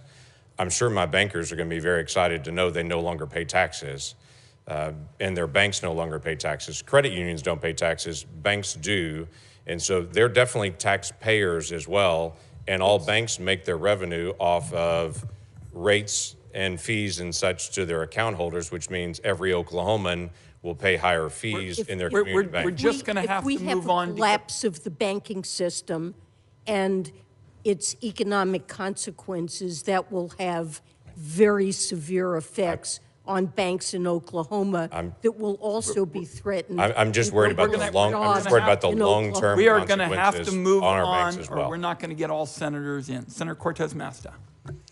Thank you, Mr. Chairman. Secretary Yellen, it's always good to see you. Thank you. Thank you, Before we get to the banking and the budget, let me ask you something that's important in my state, and I think across the country, quite honestly. These are the low-income solar tax credits. It is a question that I asked Commissioner Werfel regarding Section 13103 of the Inflation Reduction Act, which provides a bonus investment tax credit for certain renewable energy investments that were made in low-income communities. The February guidance that Treasury puts out provides the potential applications will only be considered for this tax credit during limited application windows. And this is my concern, will limit solar deployment and the ability to drive clean energy investment in these communities, because the investments with tax credits happens when you have certainty up front that the credit can be used. It's especially important because the law requires that the bonus credit that we put in the Inflation Reduction Act be tied directly towards reductions in energy bills for consumers. So in light of these challenges and the headwinds facing the solar industry, and I'm going to talk a little bit about that as well, can you share anything regarding the process for revising the guidance in this very near future to meet the intent of Congress, not only here with the solar tax credit, to ensure that people can access it in a timely way before it goes away, but the guidance in general that you've talked about, because everybody's waiting for guidance to be implementing the Inflation Reduction Act proposals we put in there, and concern about they're going to come too late before we can even utilize the opportunities. All I can say is that we are working 24/7 on the guidance and regulations that need to be written in order to implement the various tax credits that are in the IRA. We have no higher priority at Treasury, and we are really working tirelessly to get this done. My understanding is that we've committed to open the first phase of applications for this credit in the third quarter of this year, and we will provide detailed guidance ahead of accepting applications. So let me put a proposal out there, and this is for some of my colleagues as well, because I think in general the Inflation Reduction Act and the work that we have been doing to lead us into this clean energy future requires a bridge to get us there. Requires a bridge to get us there. And let me just say this. I support the manufacturing here in this country, and we need to build it and grow it. But when it comes to solar, we're not there yet. I support the manufacturing that is happening in Ohio and here across this country. But the manufacturing for the supplies that we need to grow out solar in this country has a capacity of 5.6 gigawatts. Now, let me just say, in 2022, we were able to actually install, the demand was for 20.2 gigawatts. So we are at a deficit there. And if we don't get these supplies, if we don't have what we need to address bringing these supplies here from somewhere and deal with the tariffs that are out there that are limiting our access to these supplies, we are going to be limited to the amount that we can grow our clean energy in this country through solar. So that's what I would love the administration to keep in mind, my colleagues as well, that yes, we want to make sure that we're getting our supplies from countries that we support, that are our friends, that are our partners, absolutely. But until we grow our domestic manufacturing here, we are not going to meet the demand for solar in this country that we need right now. We're going to try. Well, there is substantial incentives in this legislation to bring manufacturing of solar panels to the United States. And we're certainly picking up great interest among investors in moving manufacturing here. We're trying to get out the regulations as rapidly as we possibly can to make sure that we provide the certainty that's needed for those investors. But there are big incentives in this package to do just that, and we're excited to see what's happening. And I don't mean to cut you off. I only have so much time. Let me just talk about the budget real quick, what I see here. Is it true that the federal deficit has been reduced by over 1.7 trillion just in the last 2 years? Yes, that is true. And it's also true what you said earlier, that this budget proposed by this administration looks at also an additional deficit reduction of 3 trillion years over 10 years. That is correct. So this administration is concerned about reducing the deficit, correct? Yes. And the debt limit that we were talking about, everybody's talking about, that debt limit, let's be fair, let's talk in a bipartisan way, that debt was incurred by both previous Republican and Democratic administrations, correct? Yes, when we're talking about paying bills that for spending and that Congress has authorized. I appreciate that. Thank you. I know I'm over my time. I will submit the rest of my questions for the record. Thank you, Secretary. I thank my colleague, and I will just say during the 10-year odyssey of developing those clean energy tax credits, it was always our intent to have the bonus solar tax credit for low-income communities. So we'll continue to work with my colleague. Senator Warren. Thank you, Mr. Chairman. So on Friday, the United States faced the second biggest bank failure in our entire history.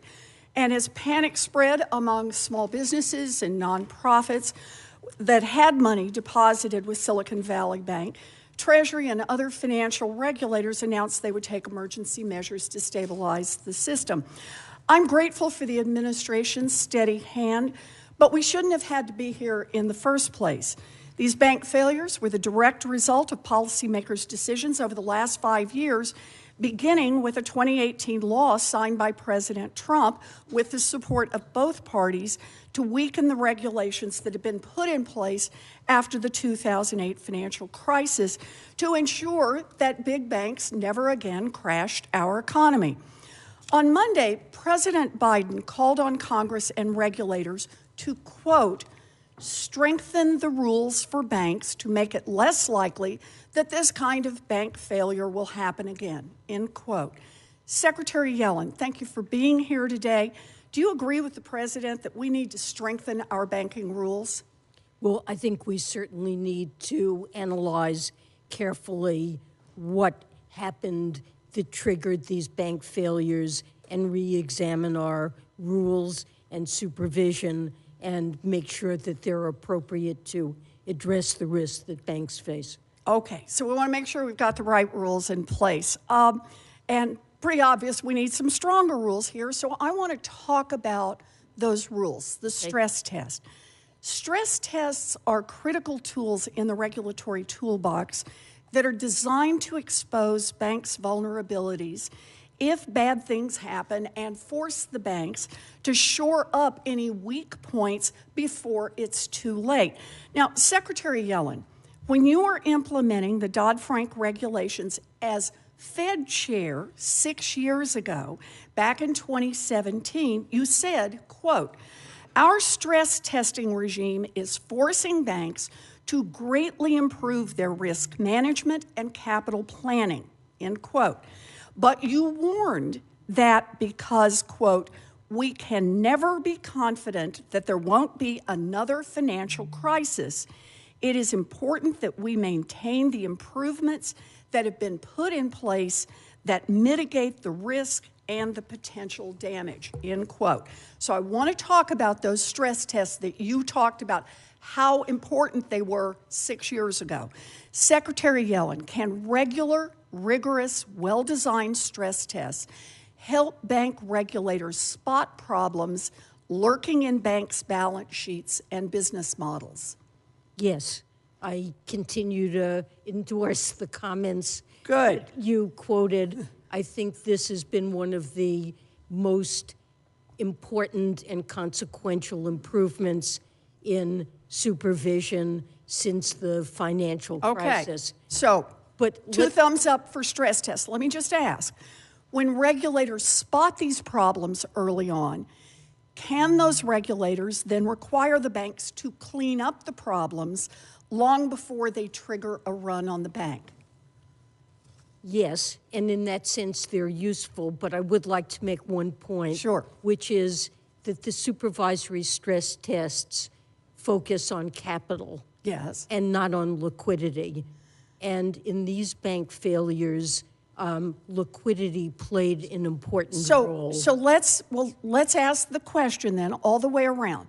If stress tests are done right, if we have robust stress tests, the way you described 6 years ago when you were still running the Fed, do they just test one thing that might go wrong, or do they test for lots of different problems if they're done right? If they're done right, they test for many possible problems, but they do not focus on liquidity. Okay, but they test focus for on many capital. kinds of things that go wrong. Is that right? Potentially. Yes, there are different scenarios every year, and so let me ask you then a related question. Is one of the problems that stress tests can expose is that you have managers who are not very good at managing risk, or management that is otherwise doing a bad job that could put a bank in jeopardy?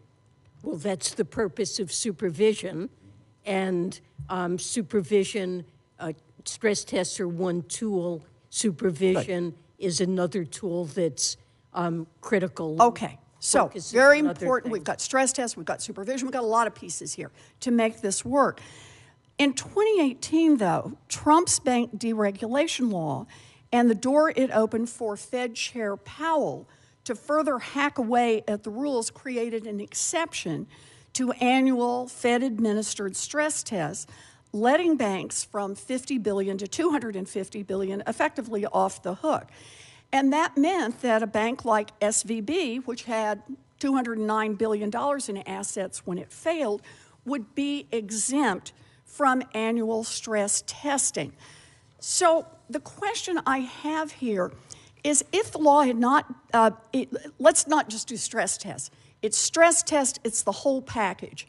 Enhanced liquidity requirements that ensure that banks have enough cash on hand to meet their obligations, particularly in times of stress, capital requirements that better position banks to absorb losses, regular resolution plans to help guide regulators safely through winding down failed banks. All of these were weakened in 2018, and when SVB failed, this is a part, in my view, of the Fed's actions that led to weaker regulation. You know, over the last few days, we've heard a lot of Republicans say that this collapse wasn't their fault. It was the banking regulators who were asleep at the wheel. And believe me, I have questions for a lot of the banking regulators. But Congress handed Chair Powell the flamethrower that he aimed at the banking rules. In fact, he said so himself, I'll quote and then I'll quit. When he announced that he was weakening regulations for the banks like SBV, Chair Powell said, and I quote, "In the rules before us, we are applying the discretion granted to us by the Economic Growth, Regulatory Relief, and Consumer Protection Act." Translation, Congress opened the door to weaker regulations, and I'm waltzing right through it. That's true. Congress needs to close that door. I'm sorry, Mr. Chair. My colleague has great experience in this, and I apologize for having to cut people off. Senator Johnson's next. Did you call on me? Okay, thank you, Mr. Chairman. Welcome, Secretary Yellen. I just want to start, do you know how much a dollar that you held at the start of the Biden administration in January 2021 is worth today? Well, we've had inflation and it's declined in its purchasing power. It's worth 87 cents. In your testimony, you said that inflation is the #1 economic problem. Do you know what the inflation rate was at the start of the Biden administration in January 2021? It was substantially lower. It was 1.4%. You said that inflation has many causes. I agree with that. By the way, I would say that the #1 economic problem is our debt and deficit. And I would say that the top 3 causes of inflation are massive deficit spending, the war on fossil fuels, which have driven gasoline prices to record levels, obviously supply chain dislocation. That was caused by our miserably failed and incredibly stupid response to COVID, the pandemic. But would you agree those are the top 3 causes of inflation? Deficit spending, high energy costs, and supply dislocations? I don't believe that deficit spending is one of the main causes of inflation. I mean, inflation is too many dollars chasing too few goods. Well, so when you're printing all this out, so do you know in the first 3 fiscal years of the Biden administration, you know how much the total deficit spending is going to be? We had an economic collapse that was caused by right, the and pandemic. we were certainly coming out of that because there's all this pent-up demand and a sloshing around of trillions of dollars. So I'll answer that question for you too. The first 3 fiscal years of this administration, the total deficits would be about $5.7 trillion. So now you're here testifying about the president's budget. How much are the total deficits over that 10-year period according to the president's budget? You don't know that off the top of your head? Here, listen, I'm running out. It's $17 trillion, okay? Yeah, that's You're going to drive the debt from somewhere around $32 trillion up to about $50 trillion, correct? Yes, but what I believe is the single most important metric for judging the fiscal stance of the country is real net interest as a share of GDP. Okay. We have so are you concerned when GDP. you're taking the debt from $32 to $50 trillion? Are you concerned who's going to buy that debt, and also at what rate they'll expect to be compensated for buying riskier and riskier debt? Are you concerned about that? Well, if the real net interest cost of the debt remains low relative to GDP, and we're on a sustainable fiscal well, we're not on a sustainable path. Senator Cassidy was talking about the president's demagoguery on Social Security, unwillingness to meet to try and save Social Security. If we do nothing, and the Social Security Trust Fund runs out 2023 to 2025, about the end of the budget period, are you concerned about, are we going to have the financial wherewithal to plus up benefits to honor those promises? I mean, you think we're going to, with $50 trillion in debt, a debt's exceeding our GDP, aren't you concerned about our inability to honor those promises? The interest cost on the debt as a share of our economy remains quite low throughout the 10-year horizon of the president's budget. It remains around 1%. Secretary, and you're also the one who said that very manageable. You also said that inflation was transitory, and it certainly isn't. And I think Chairman Powell certainly now agrees the fact that, no, we've got something going on here that's going to take a very long while, unfortunately, to wring out of our system. Not only you, but OMB Director Young and members of the other side keep talking about that you're cutting deficits. The deficit in 2021 obviously was high because of the pandemic. But in 2022 is about 1.4 trillion. 2023, we think it's going to be about 1.6 trillion. 2024, you're projecting 1.85 trillion. And again, growing debt by another 7. It never drops below 1.5 trillion dollars. How can you claim that you're cutting deficits? Well, it always is a comparison with the baseline of what would happen if our policies were not really enacted, and the increase in deficits would be larger. There's net deficit reduction over 10 years. Saying you're cutting the deficit is just misleading the American public. Let me ask you one final question. Because we always hear on the other side, same thing from OMB Director Young yesterday, that we want to make the rich pay their fair share. So, I mean, the fact is, and this is the latest figures we have from the Treasury, 2020, the top 1% made about 22% of income, but they paid 42.3% of the income tax. Now, I'm not going to ask you the metric. At what point, I mean, how much of the total income tax should the top 1% pay before you'll consider and before President Biden will consider that they're finally paying their fair share? I mean, they're paying double the income tax that they're getting in income. It's obviously a highly progressive rate. By the way, the bottom, they're paying about colleague's over his time, and I want the witness to answer his question. Well, I believe that billionaires should pay rates that are not lower than what a teacher or firefighter pays. Okay, the top 1% averages the time of the gentleman's expired. Senator Tillis is my next. colleague got 7 minutes. The top 1% pay the time of the gentleman's expired. The bottom 50% pay 3.1. We have a highly progressive tax system. Senator Tillis, you're next. Thank you, Mr. Chair. Madam Secretary, just real quick on this question. The president's budget, I think, assumes 4.3% inflation through calendar year 2023. Number one, can you confirm that or give me an accurate number if I'm wrong? And then just describe for me, how do we do that, particularly in light of what's happened with SVB and what I think we will continue to see monetary policy that's going to increase incrementally until we get inflation under control. That creates other stressors for the banking community. But is it 4.3%? And do you agree with that assumption? Did you say inflation? Yeah, inflation. For calendar year 2023, we assumed that inflation would run at 3%. At 3%. And we're in the tail end of March. So you still believe, given the inflation estimates that we got, that that's still a valid assumption? It is coming down on a 12-month basis, and yeah. Okay. If we could just get to the committee, the analysis that went into that, I think it'd be helpful. I want to go back to Senator Warren's question or comments very quickly. Back in 2017, I think you were quoted before the Joint Economic Committee with respect to Senate Bill 2155 that the Fed would still be able to impose enhanced prudential standards on firms if necessary, and that the bill is a move in the right direction that would be a good enabling for the Fed to appropriately tailor its supervision. Do you still stand by that statement? I think that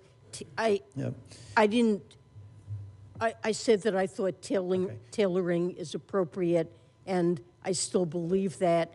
And I think the Fed continues to have. I guess the question that I have, because I don't agree with Senator Warren's the premise of her questions. It seems to me, unless we and I should say that in that same time frame, Mr. Torello was responsible for implementing a bill that he publicly criticized, Senate Bill 2155. He did not like the bill.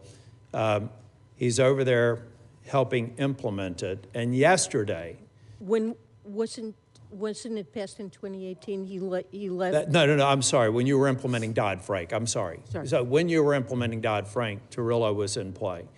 Then we passed Senate Bill 2155. He was highly critical of it. However, he said as late as yesterday, he doesn't believe that Senate Bill 2155 had anything to do with what occurred at Silicon Valley Bank, and that his suspicion was that it was supervisory. Maybe supervisors not being aggressive and potentially using some of the discretionary regulatory regimens that were allowed in Senate Bill 2155 if you happen to have a specific bank that had activities where you should increase the level of supervision. So it seems to me that here we're using 2155 as a red herring for something that I believe fundamentally is going to be a supervisory or regulatory lapse. I want to ask you a question about OECD in my time remaining, and I do want to get close to 5 minutes. The baseline agreement doesn't have what I consider to be the most basic standards for dispute resolution, but it looks as if we still want to move forward with congressional action absent that. I also have some concerns with the exemptions that are in the agreement, particularly with respect to China. And I'm grossly summarizing my context to give you a chance to respond. But let me tell you, even beyond the exceptions that benefits China and state-owned enterprises, this committee nor the Committee on Taxation has received the data and analysis that you all used as a basis for negotiating the deal. Can I just simply get a commitment that the Joint Committee on Taxation and that this committee will get that data and analysis as a part of our future consideration for the provision that has to come before Congress? I'm sorry, I'm not sure if you're talking about Pillar 2 or Pillar 1. I think it's all of the above to the extent that they're both in the agreement. Well, I think the analysis on Pillar 2 has been done, correct me if I'm wrong, but I believe the Joint Committee on Taxation has looked at that, and we've provided estimates as well that are use standard methods and can discuss that with you. Pillar 1. We'll submit a question for the record. My time has expired. We'll submit a question for the record to fully describe exactly what we're looking for. And to the extent that it's possessed by some members, then I'll stipulate that I was wrong. But I'm going in with a little bit of a skeptical position. Thank you. I thank my colleague for his courtesy, and we'll have the staff, the finance staff, share what we have on Pillar 1 and Pillar 2 with my colleague. Senator Blackburn is next. Thank you, Mr. Chairman. Madam Secretary, thank you for being with us today. I want to return to the SVB issue and ask you, I haven't heard you say today, when were you first notified that there were problems with SVB, and when did you alert members of Congress? What was that time lag? I believe that I first found out about the troubles at Silicon Valley Bank. I guess it was last Thursday. Last Thursday. And then your notification of Congress came when? The bank was put in. Why don't you just put that in writing for me so I don't waste my time? I know Senator Langford asked you about the Deposit Insurance Fund and how that would affect our local banks. And there's a lot of concern over this. And I know you were uncertain about that. If you would run the numbers on that and let us know a ballpark of what you think this would cost if you end up insuring everybody's deposit. And then I have to ask you, being from Tennessee, you know, we have a long and storied history of opposing nationalizing the banking system. Do you see this as a step to nationalize the banking system? Absolutely not. I see this as a step toward stemming contagion that could come from the failure of these banks that would place community banks across the country at great risk of runs as well that we want to. Thank you, ma'am. Let me move to the Inflation Reduction Act and that implementation. I hear a lot about this from local mayors and our state agencies. There is a lot of money that can be doled out. Treasury and other agencies are going to be required to issue guidance. That hasn't come, and so there's a lot of confusion there. And I was looking at the structure, and I want to make certain that I'm viewing this right. You have the Deputy Secretary, the Office of IRA Implementation within Treasury, the Office of IRA Implementation in the IRS, and Danny Werfel, who is the new, recently confirmed IRS Commissioner. So with all of these bodies involved, who is actually in charge? Who's the final decision maker on the guidance and the timeline for releasing that guidance? Well, our Office of Tax Policy drafts regulations, Okay, so they're and we doing go it? through a regular Then do you sign off rulemaking. on it? Are you the I final do. say? I So do you sign are the off one on it. that's We the final confer say. with many, Okay. many people in the process of drafting that, and it will go through full comment and review before All right. final. Let me ask you something else, because the buck stops with you. You have really praised the IRA. I want to ask you one more thing about that, because your statements contradict themselves somewhat. You talk about the IRA as a way to really bring prosperity, to lower inflation, to lower the debt. So do you really believe that we can spend our way to lower inflation, to debt reduction, and to economic prosperity with the amount of debt? I believe that this law promotes clean energy and R&D and investment in the United States. That's not my question. Do will- you believe we can spend our way to lower inflation? And I'm going to move on, obviously. I've never said we any don't such. there. Oh, okay. I've never said that I think that All that's right. a Thank way you, to ma'am. lower inflation. You have mentioned the IRS being able to answer more phone calls and respond more quickly because of the IRA funding. And I was looking at the IRS data, and it shows that the IRS actually answered 2.6 million fewer calls this March during the tax filing season. So, and I know Senator Thune asked you about this. If we could get some clarity from you and from your testimony about this, and what is the rate? How often are these calls answered and missed? What percentage of people at the IRS are still working remotely, and what is your timeline for bringing them all back?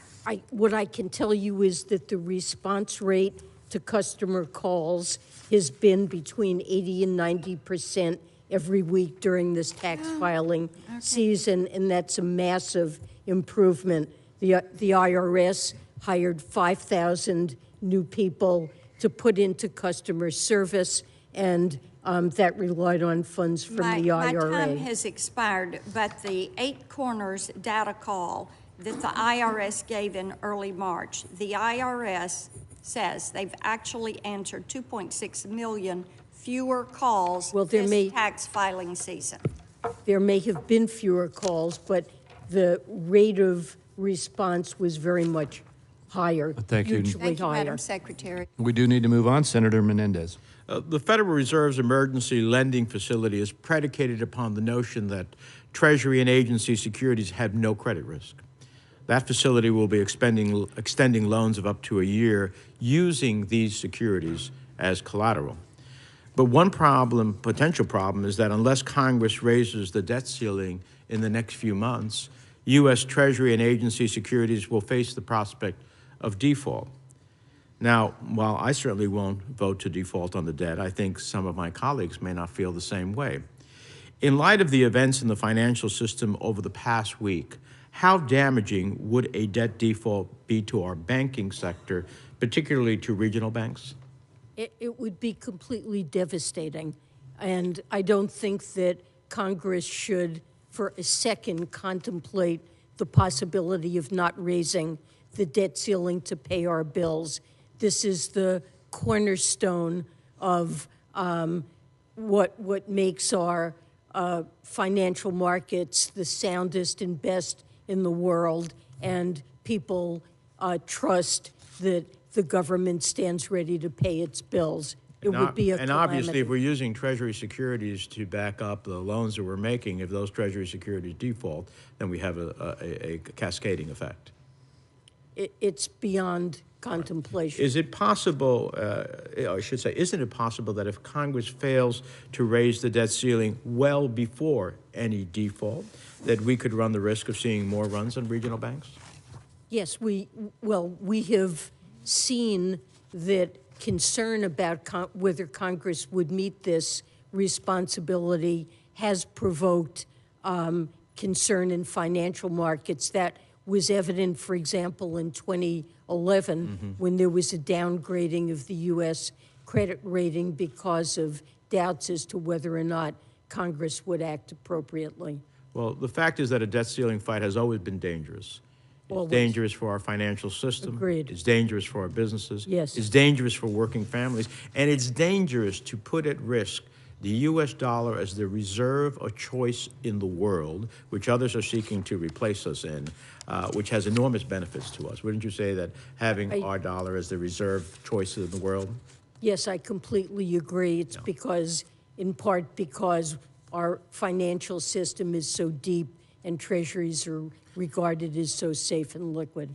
Now, in 2018, Congress passed a bill which was signed into law by President Trump that relaxed regulation for institutions like Silicon Valley Bank. That law, which I opposed, exempted those banks from enhanced prudential standards, stress tests, raising the threshold at which a bank would be considered systemically important. So even as the law kept Silicon Valley Bank off the list of systemically important institutions, regulators, on a bipartisan basis, rightly cited systemic risk to justify their actions over the weekend. So, Secretary Yellen, isn't it true that the situation at Silicon Valley Bank posed systemic risks? Well, look, I think it's important for regulators, the banking supervisors, to examine what happened at this bank. But clearly, the bank had a very high proportion of uninsured deposits, which made it vulnerable to runs, and it experienced devastating run. But, Madam Secretary, the regulators said that the reason they're intervening because there was systemic risk, then it must have been systemic risk, right? Well, in the sense that the chances of contagion that other banks might be regarded as unsound and suffer runs seemed extremely high, and the consequences would be very serious. Seems to me that institutions, while we still have a lot to learn, like Silicon Valley Bank, have the potential to be systemically important, and our laws and regulations should treat them as such. Let me close on the following. In the President's budget proposal, there is yet a glaring absence of a issue critical to families in my state and in other states in the country. The budget continues to allow C corporations to fully deduct state and local taxes as under current law. Isn't that the case? I'm not sure. I think so, but yeah. Well, for the purposes of our discussion, let me just assure you that the budget allows C corporations to fully deduct state and local taxes under current law. Okay. But it does not propose the same tax benefit for middle-class families. Is that fair to say? the issue of state and local taxes is one we think that Congress should address. Well, I'll close by saying if C corporations can deduct state and local taxes, middle-class families should be able to deduct state and local taxes. Thank you, Mr. Chairman. Thank you. Senator Scott. Thank you, Mr. Chairman, and Secretary Yellen. Thank you for being here this morning. Thank you also for the conversation that we had on Monday. We may not always see eye to eye on a number of the issues, but your availability was helpful in understanding and appreciating the actions of the administration. So thank you for that part. Thank you, Senator. I'm sure you've seen and maybe even had a big hand in proposing some of the president's budget requests. I can honestly spend hours talking about the president's budget and how much I dislike it. I think it's bad for the economy. I think it's bad for the American people. We certainly see $5 trillion of tax increases, $7 trillion of spending, the highest rate of taxes on individuals in the last 40 years, and a new corporate tax rate higher than the tax rate imposed on Chinese Communist Party on their own businesses, more and more policies that undermine our own nation's energy independence and energy security. This isn't a budget that unifies the country. This budget only seeks to isolate and divide us. This budget simply said, taxes too much and spends too much. In the midst of all this budget talk, however, we are once again having to exercise important oversight over the federal regulators and agencies responsible for ensuring they're doing the job that Congress gave them the tools to do. As such, I want to spend some time discussing Silicon Valley Bank. While there are many questions that must be answered, I do know a few things for sure. First, the bank failure failed because of its management and because of its board. I know that the failure of SVB also was contributed to by a lax regulatory environment. I believe that the state and federal regulators failed to appropriately use the tools they have to supervise and regulate the failed institutions. And finally, that the Biden's handling of the economy contributed to these bank failures. The president's budget is further evidence of reckless tax and spending that will only exacerbate the highest inflation we've seen in 40 years. This impact will be felt by everyone and everything from grocery bills to financial institutions. It appears that the San Francisco Fed was asleep at the wheel. They failed to meet their basic, not enhanced, but basic supervisory responsibilities and therefore missed their opportunity to use enhanced supervisory tools if necessary. Instead of taking accountability for this blatant failure, regulators are now forecasting that they plan to increase regulations on the rest of the banking industry. In other words, the banks that made responsible business decisions and have not failed. The failure to supervise is inexcusable, and I plan to hold the regulators accountable. This administration's tax and spend reckless policies fueled inflation and will only further lead to unmanageable inflation and higher interest rates. Secretary Yellen, will this administration acknowledge that their reckless tax and spending contributed to not only the challenges that we see in everyday households, but also to the challenges that we're facing today with SVB? Look, inflation is too high, and it is the president's top priority to bring it down. And there are many contributors to why inflation is too high. Importantly, fallout from the pandemic and Russia's war on Ukraine that boosted food and energy prices. Many countries around the world suffer from the same problem, regardless of what their fiscal policy was. Thank you. I don't want to cut you off, but I only have a minute left, and I want to just, with my synopsis, there's no doubt that the pandemic was in the rearview mirror.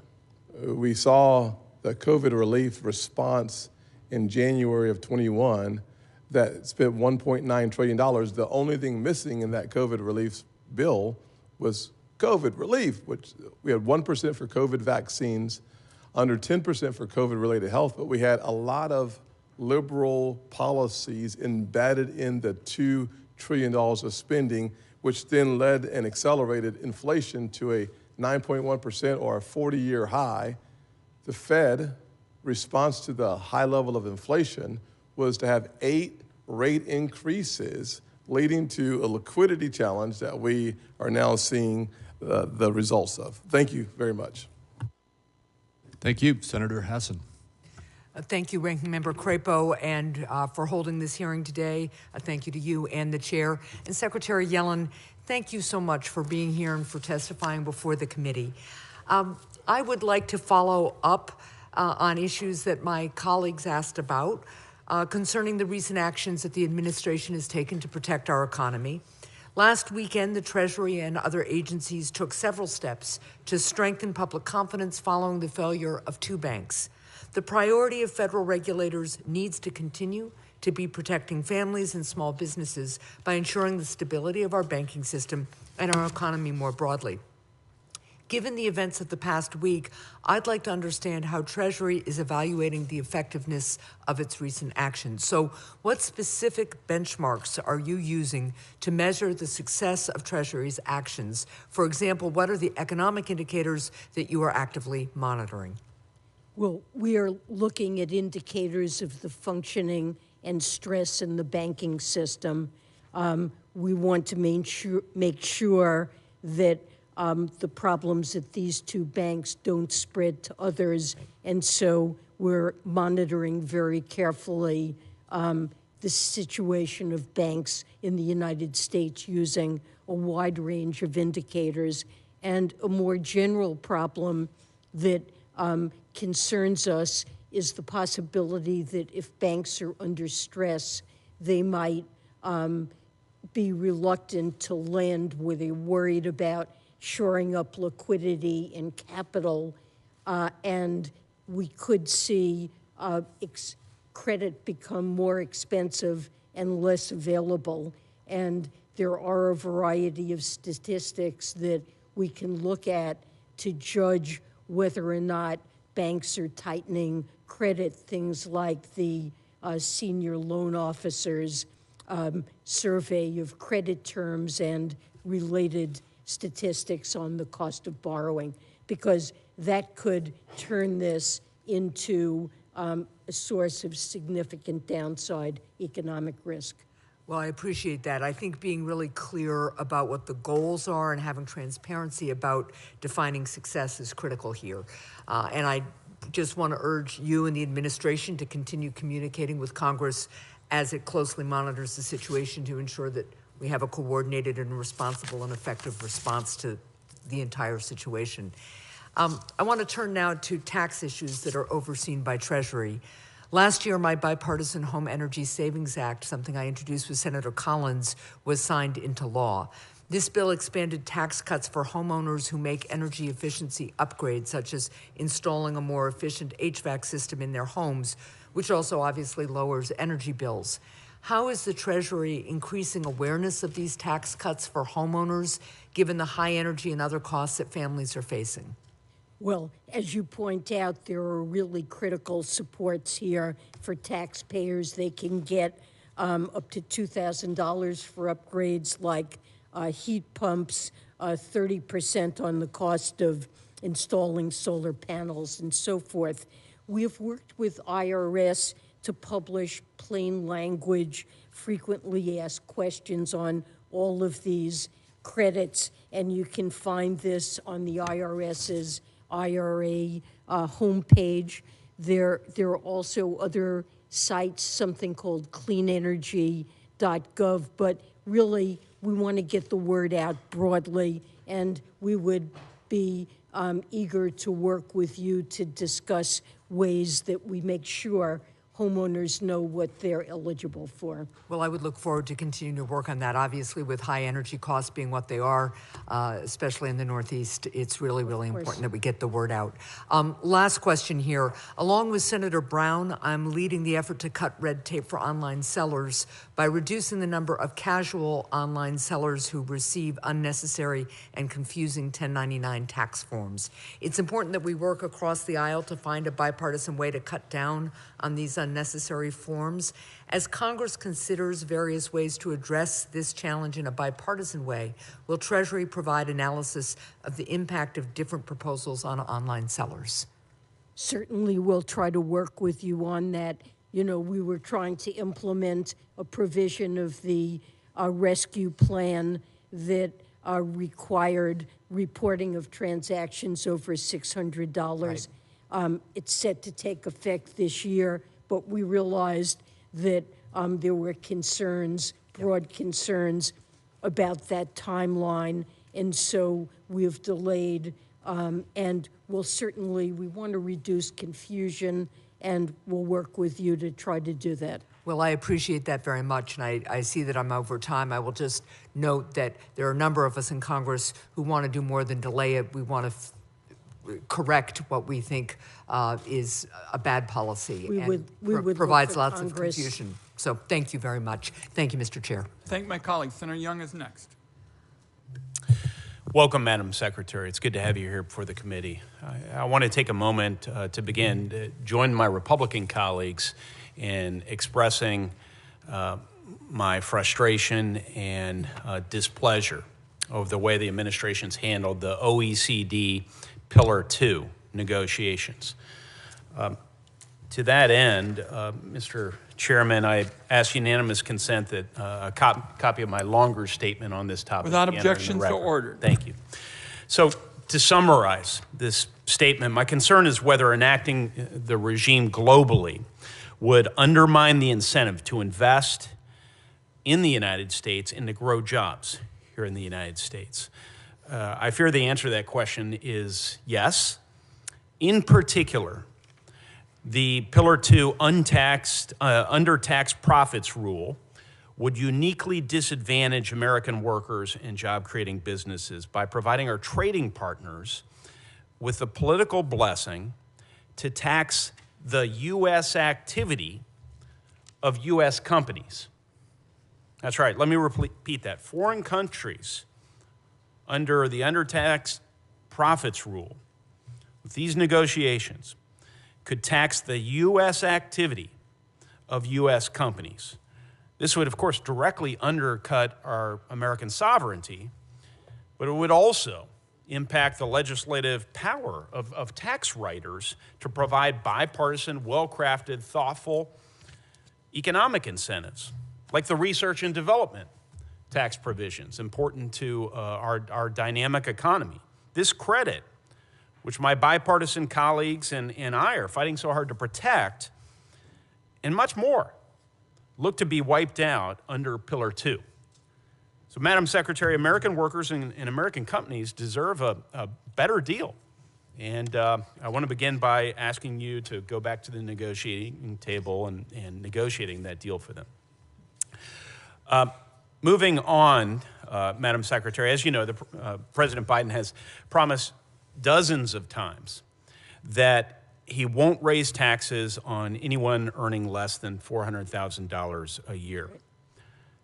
During the budget reconciliation exercise in August of last year, that was our second budget reconciliation, you'll recall, I introduced the Not One Penny in Taxes Raised amendment to allow the American people to hold members of Congress who agreed with that pledge and to hold the president accountable. That amendment passed the United States Senate by a vote of 98-1. 49 out of 50 of my Democratic colleagues agreed with Republicans. We can't raise taxes when Americans are struggling. Mr. Chairman, I ask unanimous consent that a copy of my amendment and the roll call votes be entered into the record. Without objection, so ordered. Secretary Yellen, in the view of the administration, which tax rates or other provisions from the Tax Cuts and Jobs Act that are scheduled to sunset after 2025 must be extended in order not to violate President Biden's pledge that no taxes will be increased on anyone earning less than $400,000? For the benefit of all members, in understanding these important red lines for the President of the United States, please include all provisions that you understand would cause the President's pledge to be violated if they are not extended. Well, there certainly are aspects of TCJA that, if they sunset, would impact households or taxpayers earning under $400,000. And the President has, as you mentioned, pledged he doesn't want to see taxes raised by a penny on anyone making under that. That's right. So he stands ready to work with Congress. Well, no, the President ensure- made the pledge, and so I want to know the administration's position on this. I know my Democratic colleagues will want to know it as well. My time is short, so can you please provide the specific TCJA provisions that have to be extended in order to keep President Biden's tax promise? I don't know that I can provide you with that. I think there are a lot of complicated provisions, and exactly what happens to different taxpayers. That is reasonable. Will depend on. You're a reasonable menu. person. I'm known as a reasonable person. One right now that's 2 seconds over time. So I just ask you, Madam Secretary, could you commit to providing me and other members of this committee with that comprehensive list within 2 weeks from today? It shouldn't be difficult. You have an army of people supporting you. I think it is a very complex exercise, and I'm not sure that Is it that complex to keep the pledge? The time of the gentleman's expired. I want to work with the gentleman with respect to the updates on the tax law. It's well known that on our side we opposed it, and your side you did. The gentleman wants to know how we're going to proceed, and the Secretary said it's complicated. I'm going to work with my colleague. Well, let's work our way through the complications so we can all keep our pledges. This cannot be violated. I've told my constituents it will not be. So. And we agree with that and would like to work with All right. the- I'll look forward to that list. Thank you. Senator Daines is next. Mr. Chairman, thank you. Secretary Yellen, thanks for being here today. Thank you. Secretary Yellen, the president's budget included $4.7 trillion with a T in total tax hikes, including $1.8 trillion in new taxes on Main Street businesses. The president's budget also includes a shadow tax increase on small businesses in Montana and across the country by remaining absolutely silent on the future of the 20% pass-through business tax deduction. We must remind ourselves that 95% of the businesses in the United States of America are pass-throughs. They're not C-Corps. And yet this budget was silent on a 20% tax increase coming for many small businesses in the course of 2026. I'm planning to reintroduce my Main Street Tax Certainty Act in the coming weeks, which would protect these businesses from this shadow tax hike by making this important deduction permanent. With the president's pledge in mind, will you commit to making the 199A deduction permanent? I mean, all I can really say is that the president has pledged not to raise taxes on individuals or small businesses making under $400,000, but no promises with respect beyond that. Yeah, I'll take that as a no and move on to my next question. Senator Young raised this issue of Pillar 2 of the OECD proposal, which you spearheaded and have championed. It's littered with these complex rules that would benefit state-owned enterprises at the expense of capitalist competitors. Why are you a proponent for a framework that would allow China to tax American companies? And I understand this. I was involved in global operations for most of my 20-year career in the private sector. Tax companies on their American operations if they fall below the minimum tax threshold, even if they fall below the threshold by utilizing the bipartisan tax incentives such as the R&D tax credit. So the agreement does permit, it includes an under-tax payments rule by which other countries can exercise their rights to impose taxes on operations of foreign countries. Which would include China.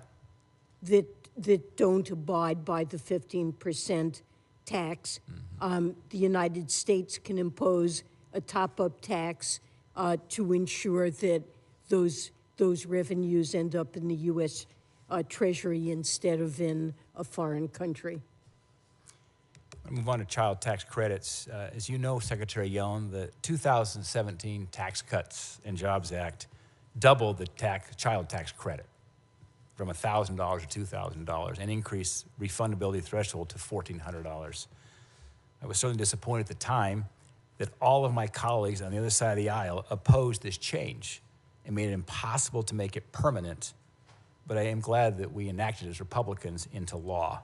The president's budget proposes increasing the child tax credit from the current $2,000 to $3,600. It makes it fully refundable and delivered on a monthly basis. However, I see they didn't make that change permanent. It expires in 25, even though there's no limitations in a presidential budget to do so. My question be this: does the president believe that the child tax credit should be made permanent for $3,600? And if so, are you willing to then eliminate the SALT deduction, which overwhelmingly benefits the wealthy, to give working families an expanded child tax credit that importantly never ends? So the president is very supportive of the child tax credit, proposes to continue it for several years until many of the provisions in the individual income tax from TCJA expire that affect exemptions in the child tax credit, and then there'll need to be consideration of what to do as those. But won't make that provision permanent, is what you're saying. The budget says it's going to expire in 25. That's because there needs to be a broader consideration. Doesn't have to, though. You could put the child tax credit there and make that permanent. So we could debate the tax cuts. He's very supportive of it, and we would look to work with you to The time of make the sure that gentleman's it's expired. Senator Cantwell is next. Thank you, Mr. Chairman. Secretary Yellen, thank you so much for not just today, but over the weekend and the much attention you've given to this issue. It really does impact small businesses, and while the name of a bank might be Silicon Valley Bank, I guarantee you the innovation economy comes through Seattle, and probably many small businesses in my state were impacted by what transpired. And why we need to make sure that the banking system really does have mechanisms that help the startup economy and the innovation. In my mind, that's why we did CHIPS and Science, is to let a lot of innovation unfold, but people have to get financing. So Jesse Salk, the grandson of Jonas Salk, is a molecular biologist and clinical oncologist who started Twin Strand Biosciences in the state of Washington. He and his team at Twin Strand are developing cutting-edge gene sequencing techniques to help us fight cancer. And he told my office this week that, quote, it was a big deal to step outside my comfort zone and start a company to help get a new genomic technology to help treat cancer patients faster. The last thing I expected us to need to think about was if we could rely on a bank. So the potential impact of Jesse's company having to pause or even cease operations due to banking failure isn't just jobs or dollars lost, which are important considerations to our economy. It's actually lives lost too. So I, again, appreciate what the Federal Reserve, the FDIC, and everyone who stepped in, but it never should have happened in the first place.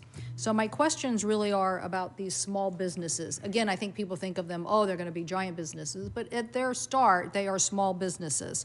So, and I think Silicon Valley Bank was able to attract and help further this. So now where do we go? Where do we go? Are we going to push Jesse back towards a larger bank? I'm curious. One of the reasons why there was so much of a concentration is that there was a requirement by the bank that you have all of your holdings in that bank. And so I want to hear what you think about that. How do we ensure that these small businesses feel safe in putting their loans in? Are we just going to see, how do we, again, treat a startup economy and allow these funds to work cost effectively? And should we get rid of this requirement that they have to, a requirement by a bank that says that they have to have, to get these terms, they have to have all their funds in that bank? So I'm not aware of the requirement that you mentioned, but certainly we want to make sure that depositors, whether they're individuals or households or small businesses, feel confident that the banks that they entrust their savings to or their working balances that they use to pay their workers, we want to make sure that they feel confident that these banks are safe and that they can do business with them. And that's an important reason why we stepped in with the FDIC and the Federal Reserve to intervene, because I do believe the banking system in the United States is sound and resilient, and we wanted to make sure that the problems at Silicon Valley Bank and Signature Bank didn't undermine confidence in the soundness of banks around the country. And we wanted to make sure that there wasn't contagion that could affect other banks and their depositors. Yep, so it's basically a requirement that it's an affirmative covenant that they maintain all borrowers' depositors.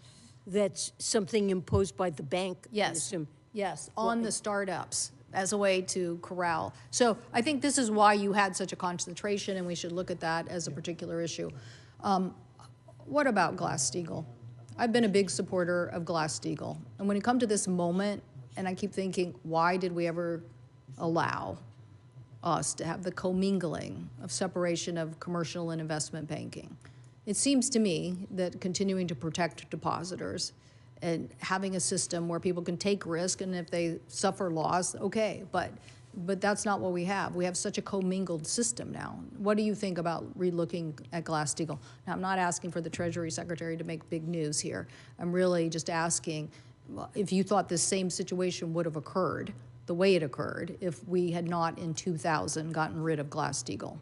You know, we're very focused right now on stabilizing the banking system and shoring up confidence, and I think there will be plenty of time. It will be appropriate to look at what happened and consider whether or not regulatory or supervisory changes are necessary, and look forward to working with you and discussing what happened and what response is appropriate.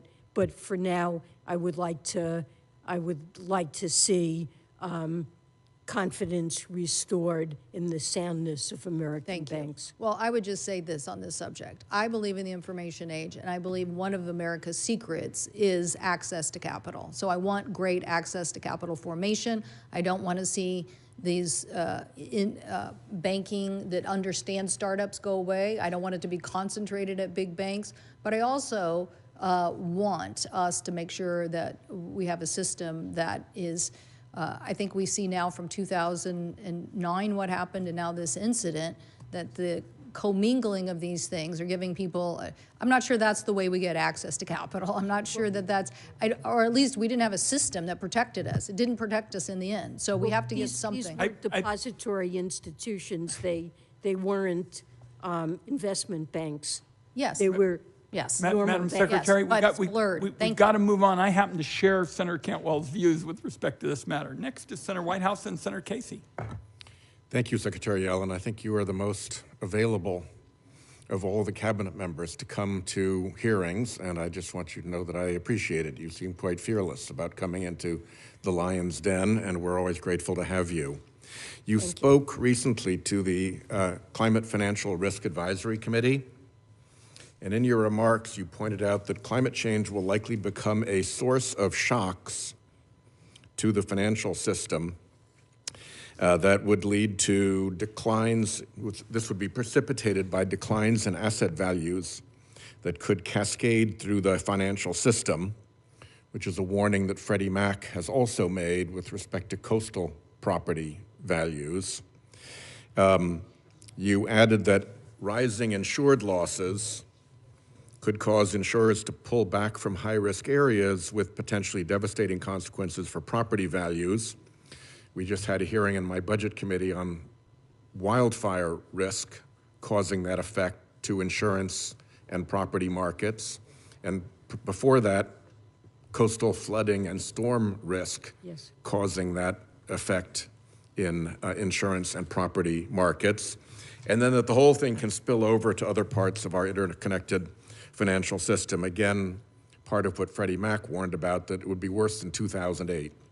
We also heard testimony that the coastal property value crash risk and the wildfire property risk could perfectly well happen at the same time. It's not a question of one or the other. They could both come to pass. So we all know that shocks and panics and collapses and disorderly transitions are notoriously hard to predict as to exactly when they will occur. They're far easier to predict as to what their level of severity will be should they occur. And my question to you, setting aside timing, how serious to the U.S. economy could the economic shocks that you warned of in that speech be? So I don't know how to quantify that for you, but I do believe these are very serious risks. The Financial Stability Oversight Council is prioritizing, analyzing those risks, and has recognized that they pose a systemic threat to American financial stability. The regulators, the banking regulators, FHFA, are all taking steps to analyze the way in which these risks could affect the financial system, financial institutions, and we created the committee that you referred to in order to bring expertise into this enterprise, but I think it's critically important, and these are Potentially deadly serious. Risks, very severe risks. And just for people who are not familiar with this particular arena, the word systemic risk sounds like a rather mild and inoffensive term, but it actually refers to pretty devastating stuff, does it not? Yes, that is what systemic refers to, exactly. Yeah. Things that could cascade throughout the financial system and have severe consequences for financial stability and the economy. Thank you. In the time that I have left, I wanted to flag for you a letter that I will put into the record now, if I may, Mr. Chairman. Objections ordered. That a great number of us on this committee signed to the acting director of FinCEN. The chairman was a signatory of it.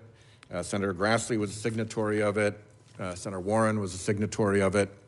And we are concerned that the development of the beneficial ownership rule has been far less than we had hoped and far less than we believed the actual statutory language directed, both regarding the so-called access rule, which is the subject of the letter, and regarding the verification standard, and regarding the court order requirement.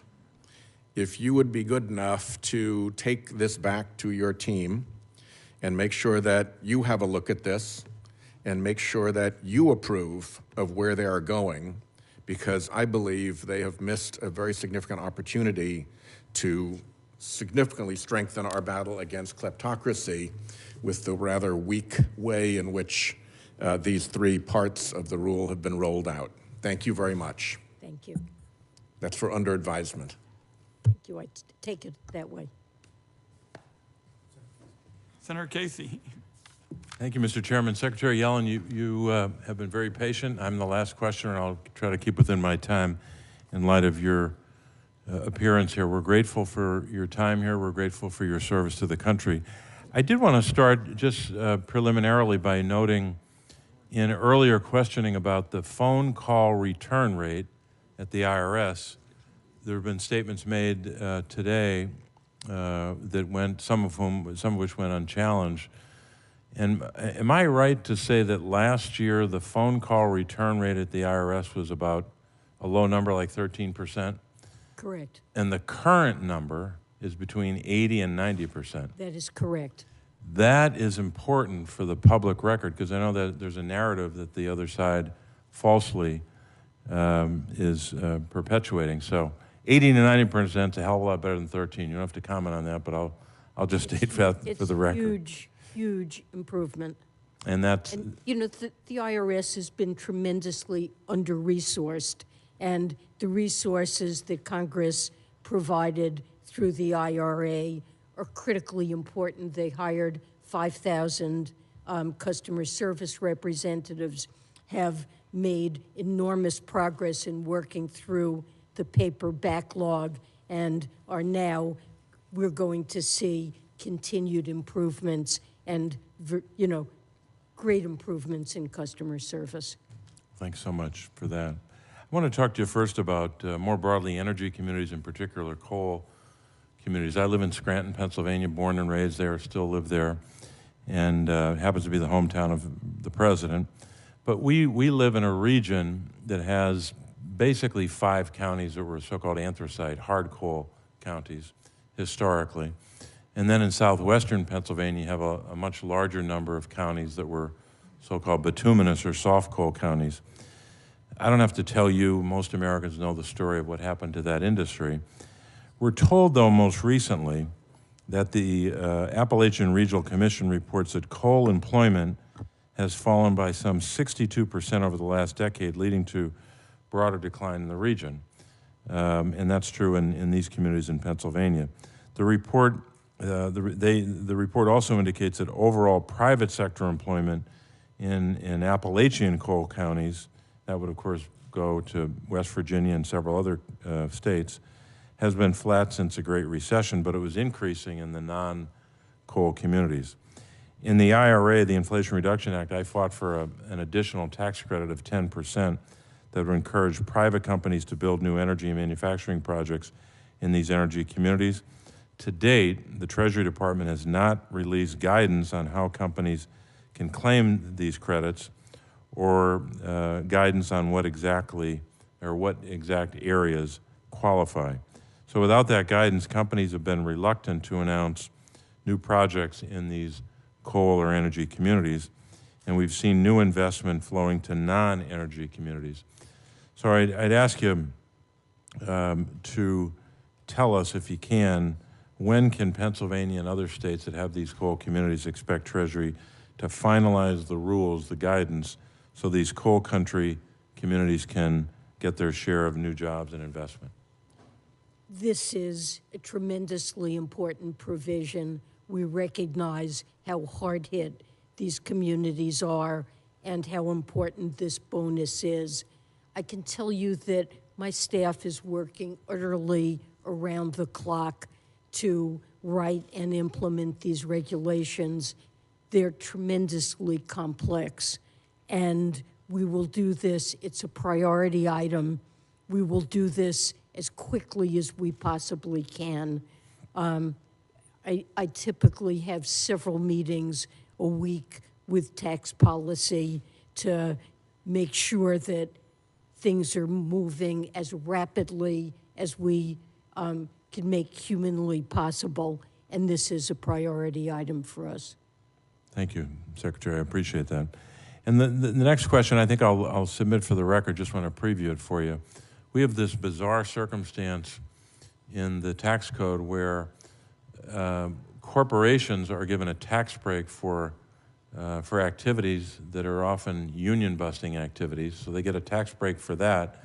And at the same time, in the 2017 tax bill passed here in the Senate, a provision for union dues deduction and work expense deductions were taken away from individuals.